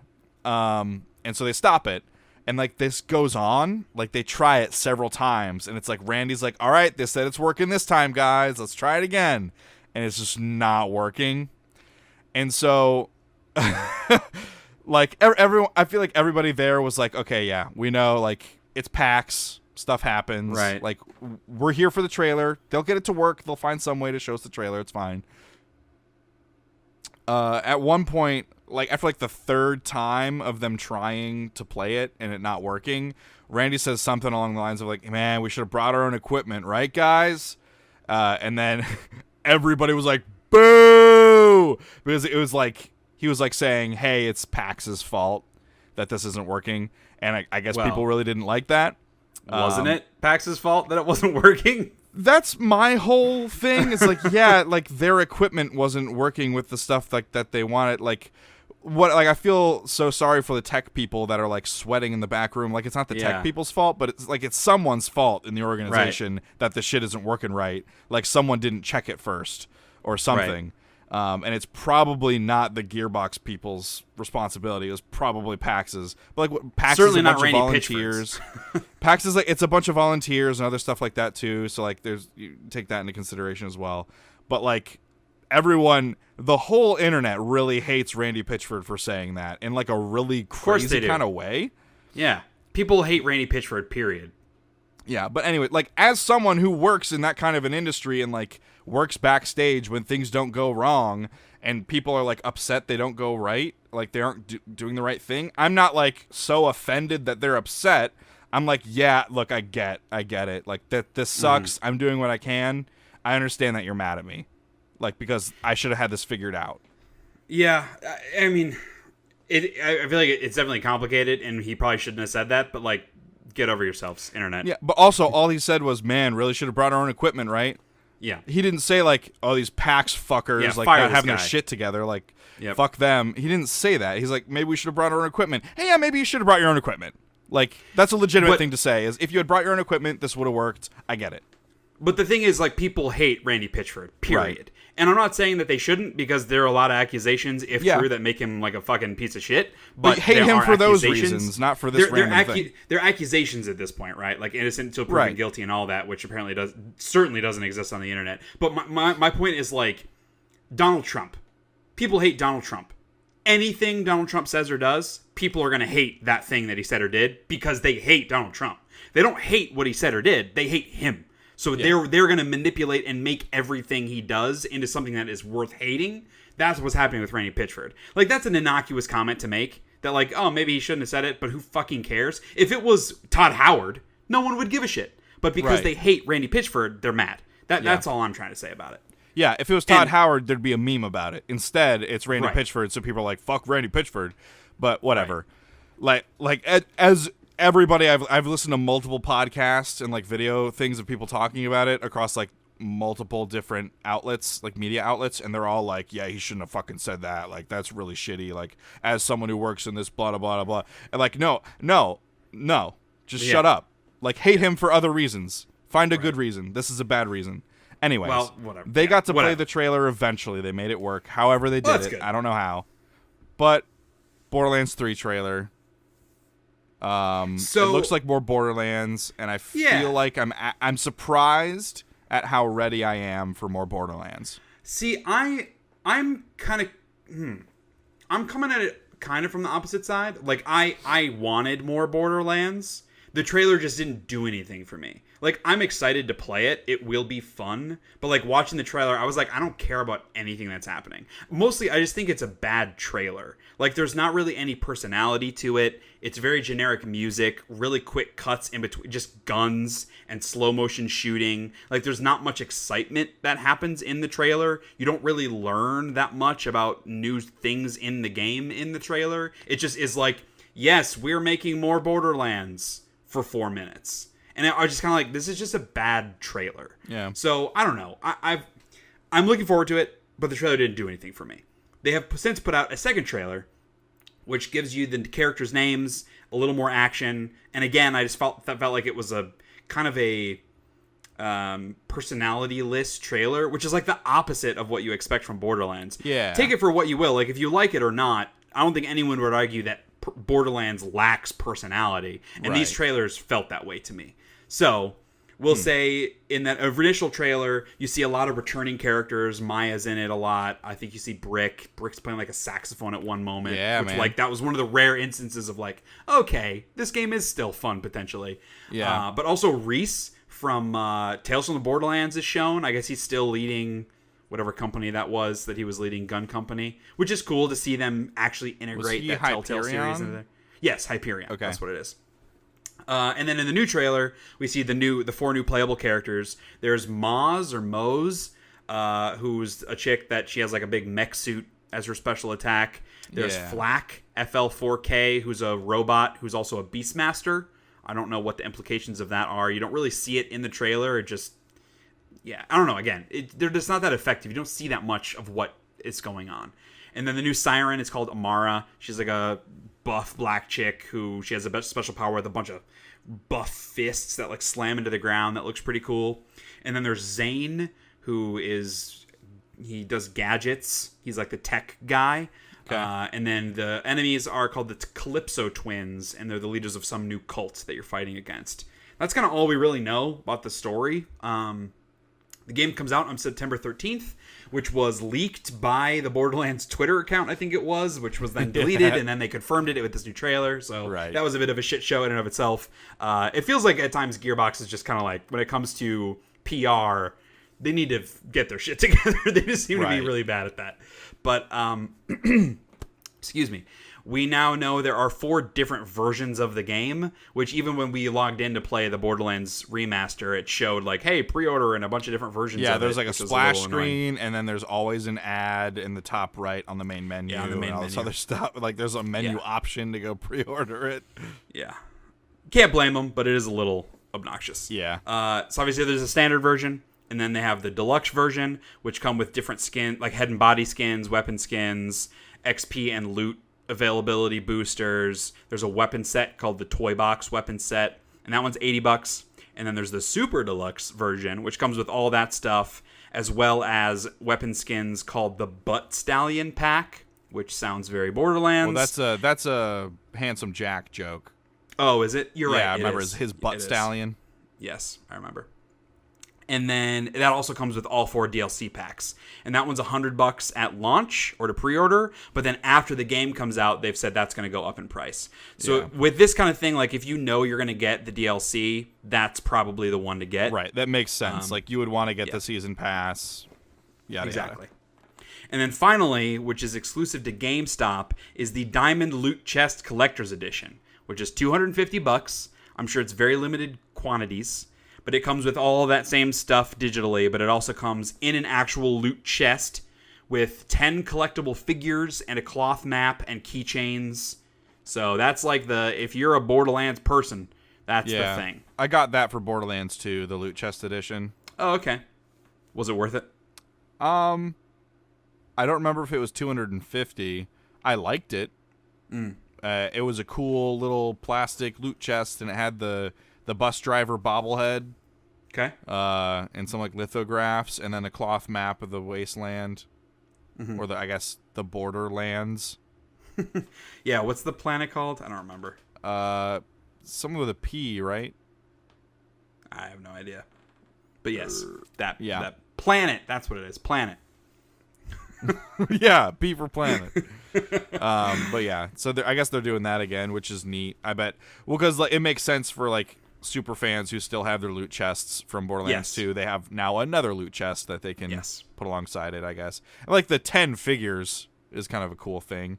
Like the other one just came with like a bobblehead. If you're hardcore into Borderlands, that's cool that it's there. Yeah. That's way more than I would spend on something like that. But yeah, I'll probably do the Super they Deluxe. Will sell out. I feel like I will go ahead and get the Season Pass one because I have a strong feeling I'll wind up with all the DLC one way or another. I agree. The difference there is like you're still paying $40 for the 4 DLC packs. So like, is it really that much cheaper to just go all in now? And then if we may get burnt out and not want to play it. That's my only thing. Like, how much is it actually going to save you? I guess is my point to do it early. Probably like $10. Yeah, and then like, is it worth it committing yourself to that? I don't know, but I guess you get a bunch of the other stuff, the skins, etc. That'll be fun to use. Blah, blah, blah. So I don't know. It's hard to determine what character I would want to play until we see a lot more of them. But is there a character that you're leaning towards? Because obviously we're playing together. So yeah, I like either like the tech gadget guy or the big mech chick. Those seem pretty cool. Well, that's cool because if I was going to lean, it would be either on the Siren character because I think the Siren characters are always really fun, or the Beastmaster robot guy. So there you go. We won't conflict. Yeah. But that may change once we learn a little bit more. I tend to like side more with the more commander soldier classes just because they're a little more straightforward. I tend to like that. And I would guess the gadget dude is more of that style character. Right. So we'll see. I don't know. I'm certainly ready for more Borderlands, hoping that as we learn more, I get a little more excited about if there is new stuff or if it... So I more like set expectations. Is it really just more Borderlands or are they actually doing anything new? I had posited that it would be really cool if we had... Like, if it was always 4-player, even if you were playing solo... and you had the other 3 people were just AI controlled, just because playing Borderlands by yourself is just it's not the ideal way to play the game. It's like a weird empty feeling. Yes. So any way to get around that would really be helpful. Because if I was going to play it, like, obviously I'm going to play with you, and if Cody wants to play, that'd be cool too. But like, I'm also going to want to do a solo run just because I'll get through it much faster if I'm playing it by myself than to get all of us together, you know. Even playing Borderlands 1, we started it earlier this week, and we've planned on playing it a couple different times, and they've all fallen through. It's just hard to do that. So, speaking of, obviously it's too late to say it's announced because it's already out, but Borderlands Remastered is now available on PC and consoles. We're playing it already. It's $30? Yeah. Is that right? So that's pretty affordable. Supports 4K. Yes. A lot of visual improvements. I will say the game does look a lot better. Yeah. It doesn't look brand new. It looks like an up-resed old game, but it looks much better. They have new weapons in the game. All the DLC packs are included, which is cool. I don't know that I ever played the DLC in the original game. It also has updated mini-map. They added shift codes and like the gold chest for shift codes and stuff, which is neat. So those are all cool additions to the original game. And they also did additional graphical updates to the Handsome Collection, which is Borderlands 2 and the pre-sequel, and those are free updates for people that already have those on PS4, Xbox One, and PC. It's just a download to make those 4K, and that's available now as well. Okay. Life is Strange Season 2. I keep forgetting that this is happening because I played the first episode and then it was so long in between the second episode, which is now out, but I still haven't played it. Well, Don't Nod has come out and announced when the other episodes are coming out, and I'm angry. So episode 3 comes out May 9th. Episode 4 is August 22nd, and then episode 5, the final episode, is December 3rd. So that's 3+ months in between episodes. That sucks a lot. Like, that's too long in between episodes to really keep up with the story and the characters and get invested. That's just not ideal. And the fact that the final episode is slated for early December is going to make it really easy for that to end up being delayed into 2020. And then I'm going to be real frustrated for the game to... Like, it will have taken a year and a half for all 5 episodes to come out, even if they stick to their existing schedule. Right. That sucks. Like, that's terrible. Yeah. So I'm pretty annoyed about that. And I'm going to have to figure out, like, when I'm going to play these. Because I can't wait until it all comes out, because I'm going to forget the first episode by then, and I don't want to replay it. So, like, I don't know what to do. I don't know. I'm just annoyed. I'm annoyed with this. Yeah. I'm just, since I haven't played any of it, I'm waiting till it's all out.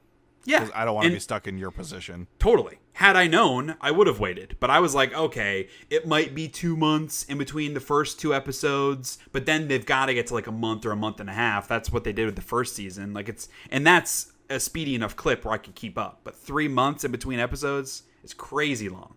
Yeah. That's like worse than Telltale a lot of their games.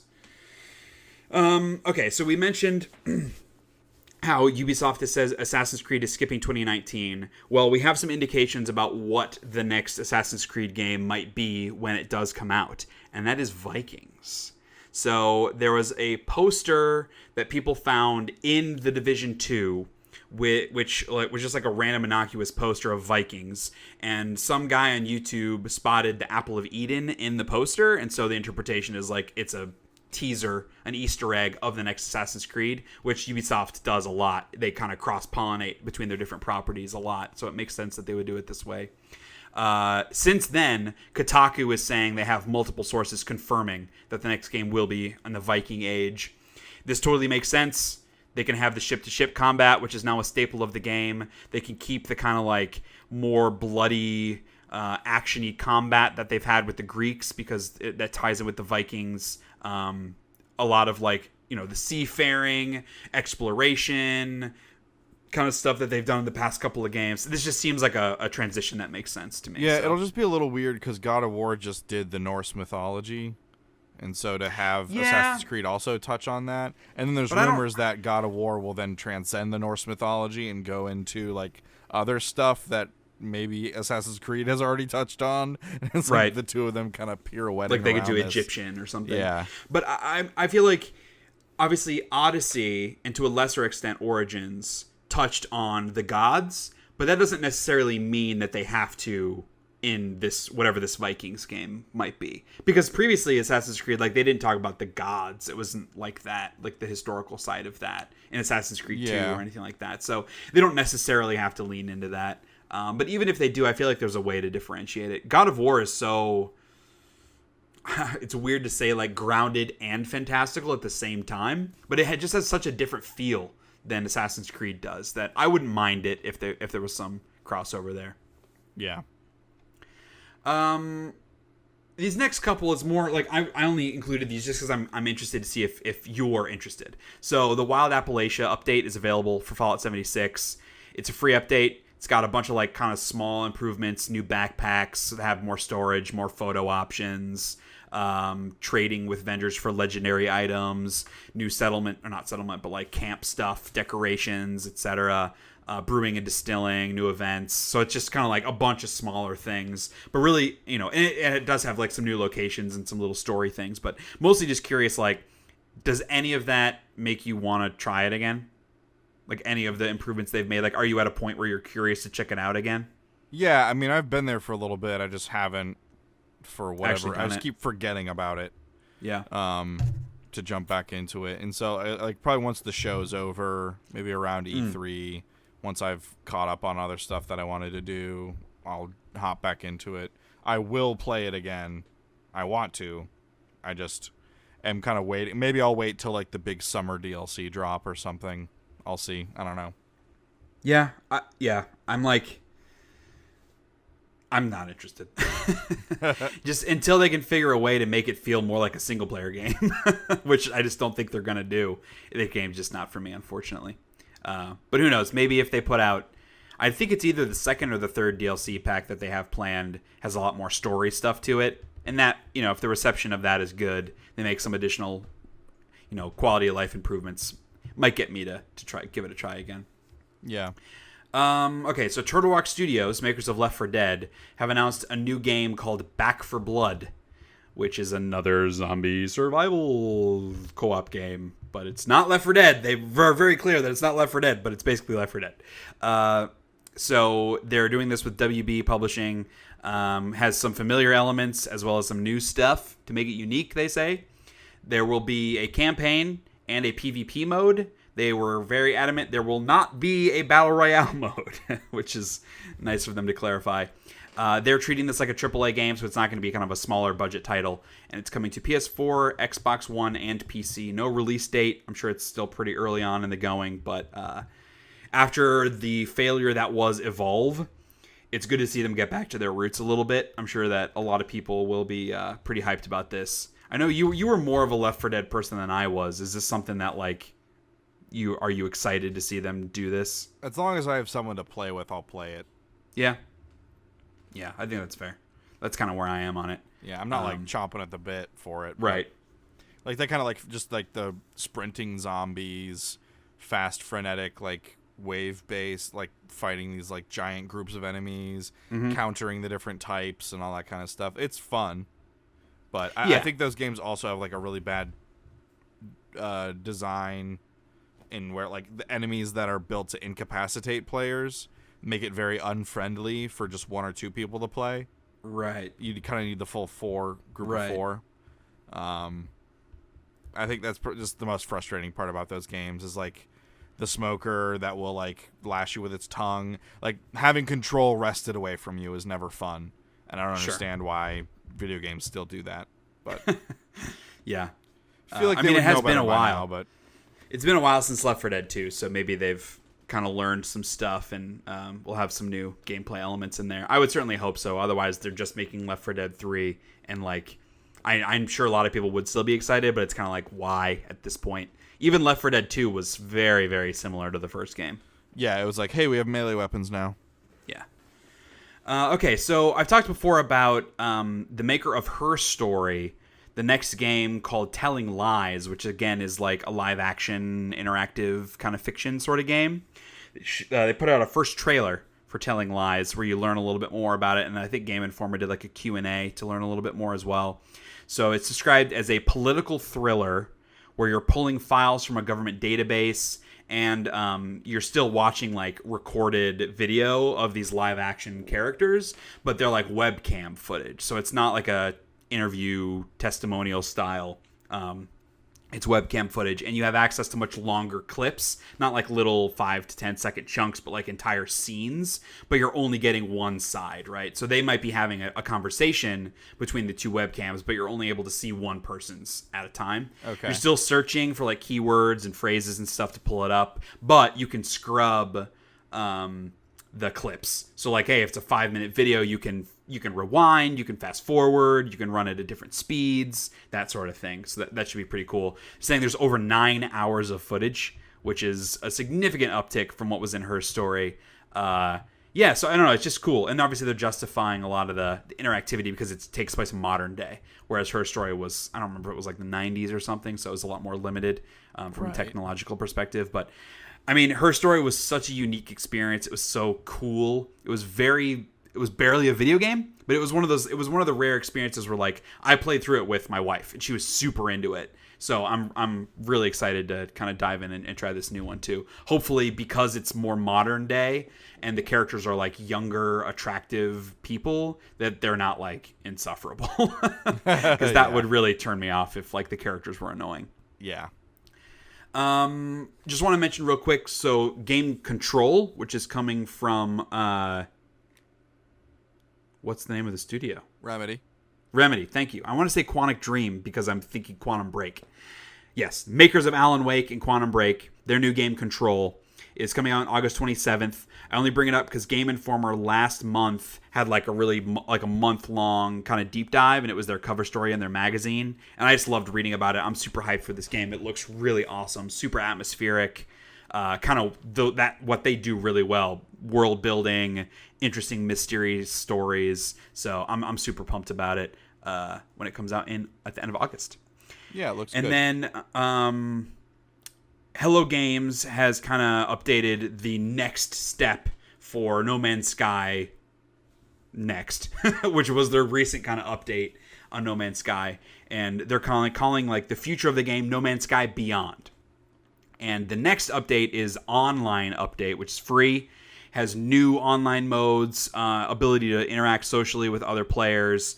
It's more about like bringing players together in the game and creating that multiplayer experience that a lot of people expected when it was first announced. So that's cool. They still are saying they don't consider it an MMO because there's still a lot of individual aspects to it. It's still more of a survival game, but you can interact with other players. Right. Yeah, so it's a free update. No subscription, no microtransactions. They're sticking to that model. So I don't know, man. Like, obviously, this game burned a lot of people when it first came out, which sucks. But everything they've done with it has seemed really, really cool. I still haven't been able to dive into it. One day, I will dive into No Man's Sky, and probably by that point, there's going to be it'll be like 10 updates in, where it's going to be a completely different experience from other people. Yeah, exactly. It'd be like trying to hop into Warframe. Right, exactly. So yeah, it's just cool to see them continue to support the game and kind of put in new systems and clearly make it the game that they always wanted to make it. I just feel like this could have all been avoided had they released it as a quote-unquote early access game when it came out. Yeah. Just the fact that it was a full $60 release with all that Sony marketing budget behind it, it was going to be impossible to live up to expectations given the size of the studio. Okay, so there's a new Zelda game in the works that Monolith Soft is working on, and we know this because they're currently hiring, and they explicitly say that they're hiring for a Legend of Zelda project. Doesn't necessarily mean this is the next core Zelda game, but they did contribute on Breath of the Wild, so it would make sense if they have become now the lead Zelda studio for the next entry. This is the team behind the Xenoblade Chronicles games, so it makes sense for them from an open world perspective. They could certainly add some like RPG elements. I'm not sure that falls in line with like what Zelda is if Nintendo would want to do that, but just seeing the correlation between the Xenoblade Chronicles games. And they're also apparently working on a non-Zelda game, which could be a Xenoblade Chronicles sequel, or it could be something completely new. But just thought that was cool to see. Like, I guess it has been a couple years since Breath of the Wild came out, and makes sense that they're like ramping up on whatever the next thing might be. If it's a Breath of the Wild sequel or a completely new game that's totally different, the way that they've done with most Zelda games, we'll be very curious to see what direction they take. If they can really go back after doing Breath of the Wild and the success that game had from being like such a big open world, if they can not do that again, will be interesting. I'm gonna skip some of these other ones. Who gives a shit? There's a Call of Duty mobile game. Who cares? Castle Crashers Remaster is coming to PS4 and Switch. Castle Crashers was good. Yeah. But who cares? Right. New game coming from the studio behind Hyper Light Drifter. It's called Solar Ash Kingdom, which is a weird-ass name. It looks like Rime visually to me. It's very, like, not cartoony in a bright, cheerful way, but kind of like in a sad Disney movie way, but very, like, colorful, kind of painterly. But it has some of the Hyper Light kind of tech sci-fi elements to it. Looks, because Hyper Light Drifter was kind of that top-down, pixelated beat 'em up sort of vibe to it. This seems to be like in a 3D game space, and I don't know if you have like open world movement or if it's still somewhat linear. Can't really tell from the trailer, but that'll be interesting. And then it's coming to Epic Game Store, at least. That's what they showed in the trailer. Don't know if it's exclusive yet, but yeah, that'll be cool. Hyper Light Drifter was a really cool game. It was one of those where like it was very hard, and so it was tough for me to like sink my teeth into just because I didn't really have the patience for it. But I really liked the vibe and kind of the visual aesthetic, and I thought the kind of dodge rolly hack and slash mechanics were pretty tight. They are bringing Hyper Light Drifter to Netflix. I shouldn't say Netflix. They are bringing it to television. It is by the producer of the Netflix Castlevania series. Okay. So it's still super early stages of development, but the creator of Hyper Light Drifter is involved as a producer, so it should be, relatively faithful to the world of the video game. But yeah, Castlevania was super successful. I never checked it out. Did you watch it? No. People loved it, so yeah, I don't know. I've never really played a Castlevania game for more than like 25 minutes, so that's fair. Hard to care about it. Yeah. Okay, and then we just got some trailers for some movies and stuff. We got a new trailer for the Aladdin movie. thought it was real boring, generic, and Will Smith looks dumb. Yeah. And the dude that plays Aladdin seems really flat performance. So it made me think a lot about the live action Beauty and the Beast. Where just like from the get-go, I was like, this just looks bad. Not interested. Yeah, I don't ever want to watch a live action Disney film. Any of these reimaginings. I'm going to try to die having never watched any of them. Yeah, I feel like theoretically there's a world where one could be successful, but they just feel unnecessary. Because I think I'm trying to remember when it came out, but there was like a teaser trailer for the Lion King one too. I don't remember if we've talked about this already in the podcast. But even that, like, it looked like a shot for shot remake of the Lion King, but just CG. And I'm like, why make this? Why do this? I just don't. The Lion King is one of the greatest movies ever made. Why do this? It seems stupid.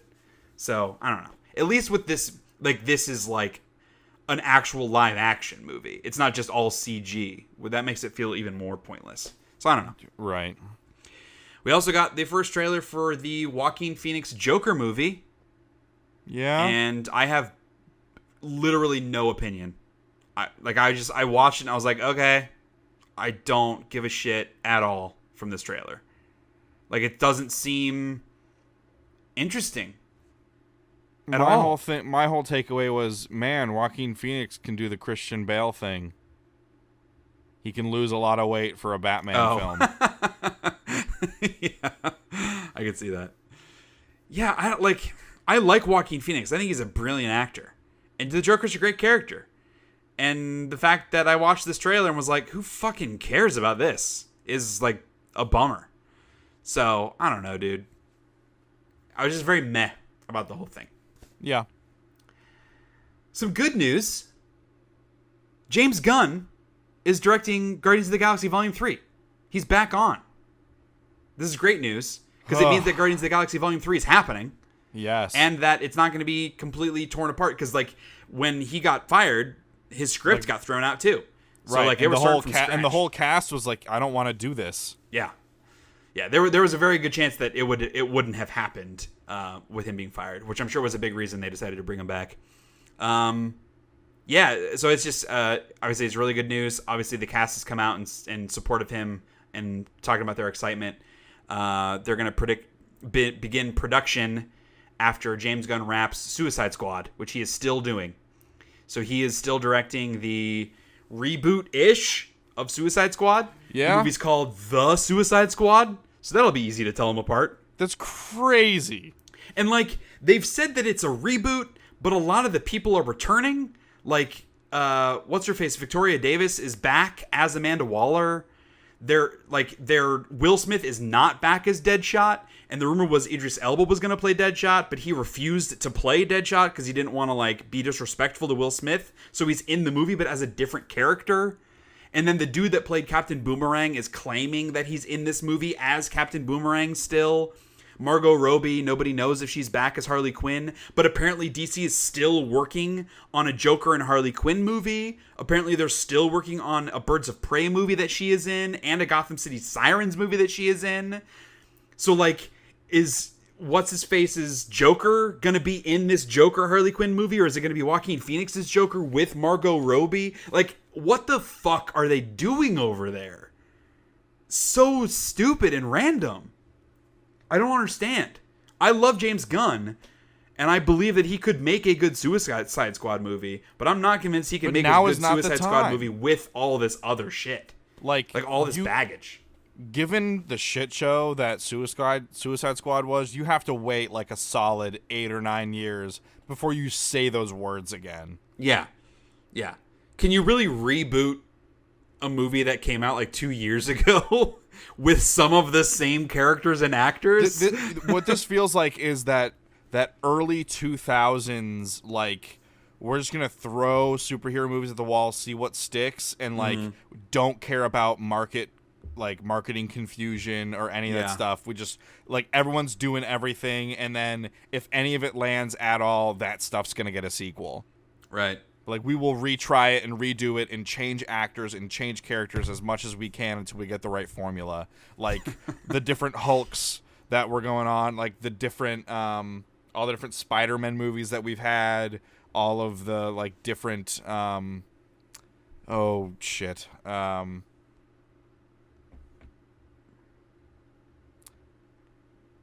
Oh, what was it?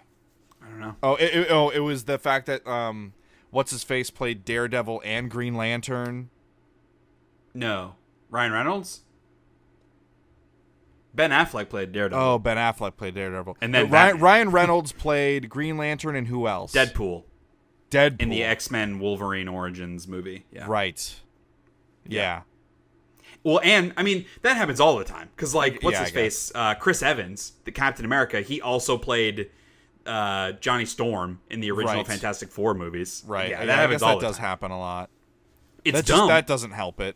No, certainly not. I don't know, dude. Like, just when it comes to DC movies. I know, like, Shazam is out now, and, like, the reaction has been relatively positive. It's a bit more of a kid-friendly version of a DC movie, which is, like, totally against their dark and brooding whatever that they initially tried to do under Zack Snyder. Thankfully, they're moving away from that. I haven't seen it, but, like, I've heard decent things. So maybe they're getting back on track. I know people were pretty mixed on Aquaman, but the general response was, like, it's better than most of the other DC movies. Very low bar, but it's something. Right. So I don't know, dude. I still have no faith in what DC is doing, but hopefully they get it together. We'll see. Right. But yeah, that's everything. That's wild, man. No hate of the week this week, just because I have a new daughter. It's hard to like be negative. I also don't have the energy to rant about anything. That's probably more what it is, honestly. But yeah, no emails or anything. If you have any subjects or responses, you want to spark a conversation, send to info@SheaHatesEverything.com or tweet at me at Shea_Castle or write a message at the Facebook page /Shea Hates Everything. Those are also the best places. I put out updates of like, hey, sorry, no podcast this week, etc. So if you want to stay up to date on what's happening with the podcast, definitely follow those channels. And then we'll wrap it up with something we don't hate. So I don't hate being a dad. It's pretty straightforward, but I don't hate it. It's hard and exhausting, but it's good.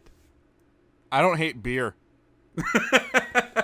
Yeah, beer's also been helpful. Every once in a while, I'll crack one open at night. Yeah, I've had something to drink the last 2 nights. It's been nice. Yeah. Good way to relax. Refreshing. Totally. I'm not a big beer drinker. I'm pretty picky. Me neither. And I need to be in the right mood.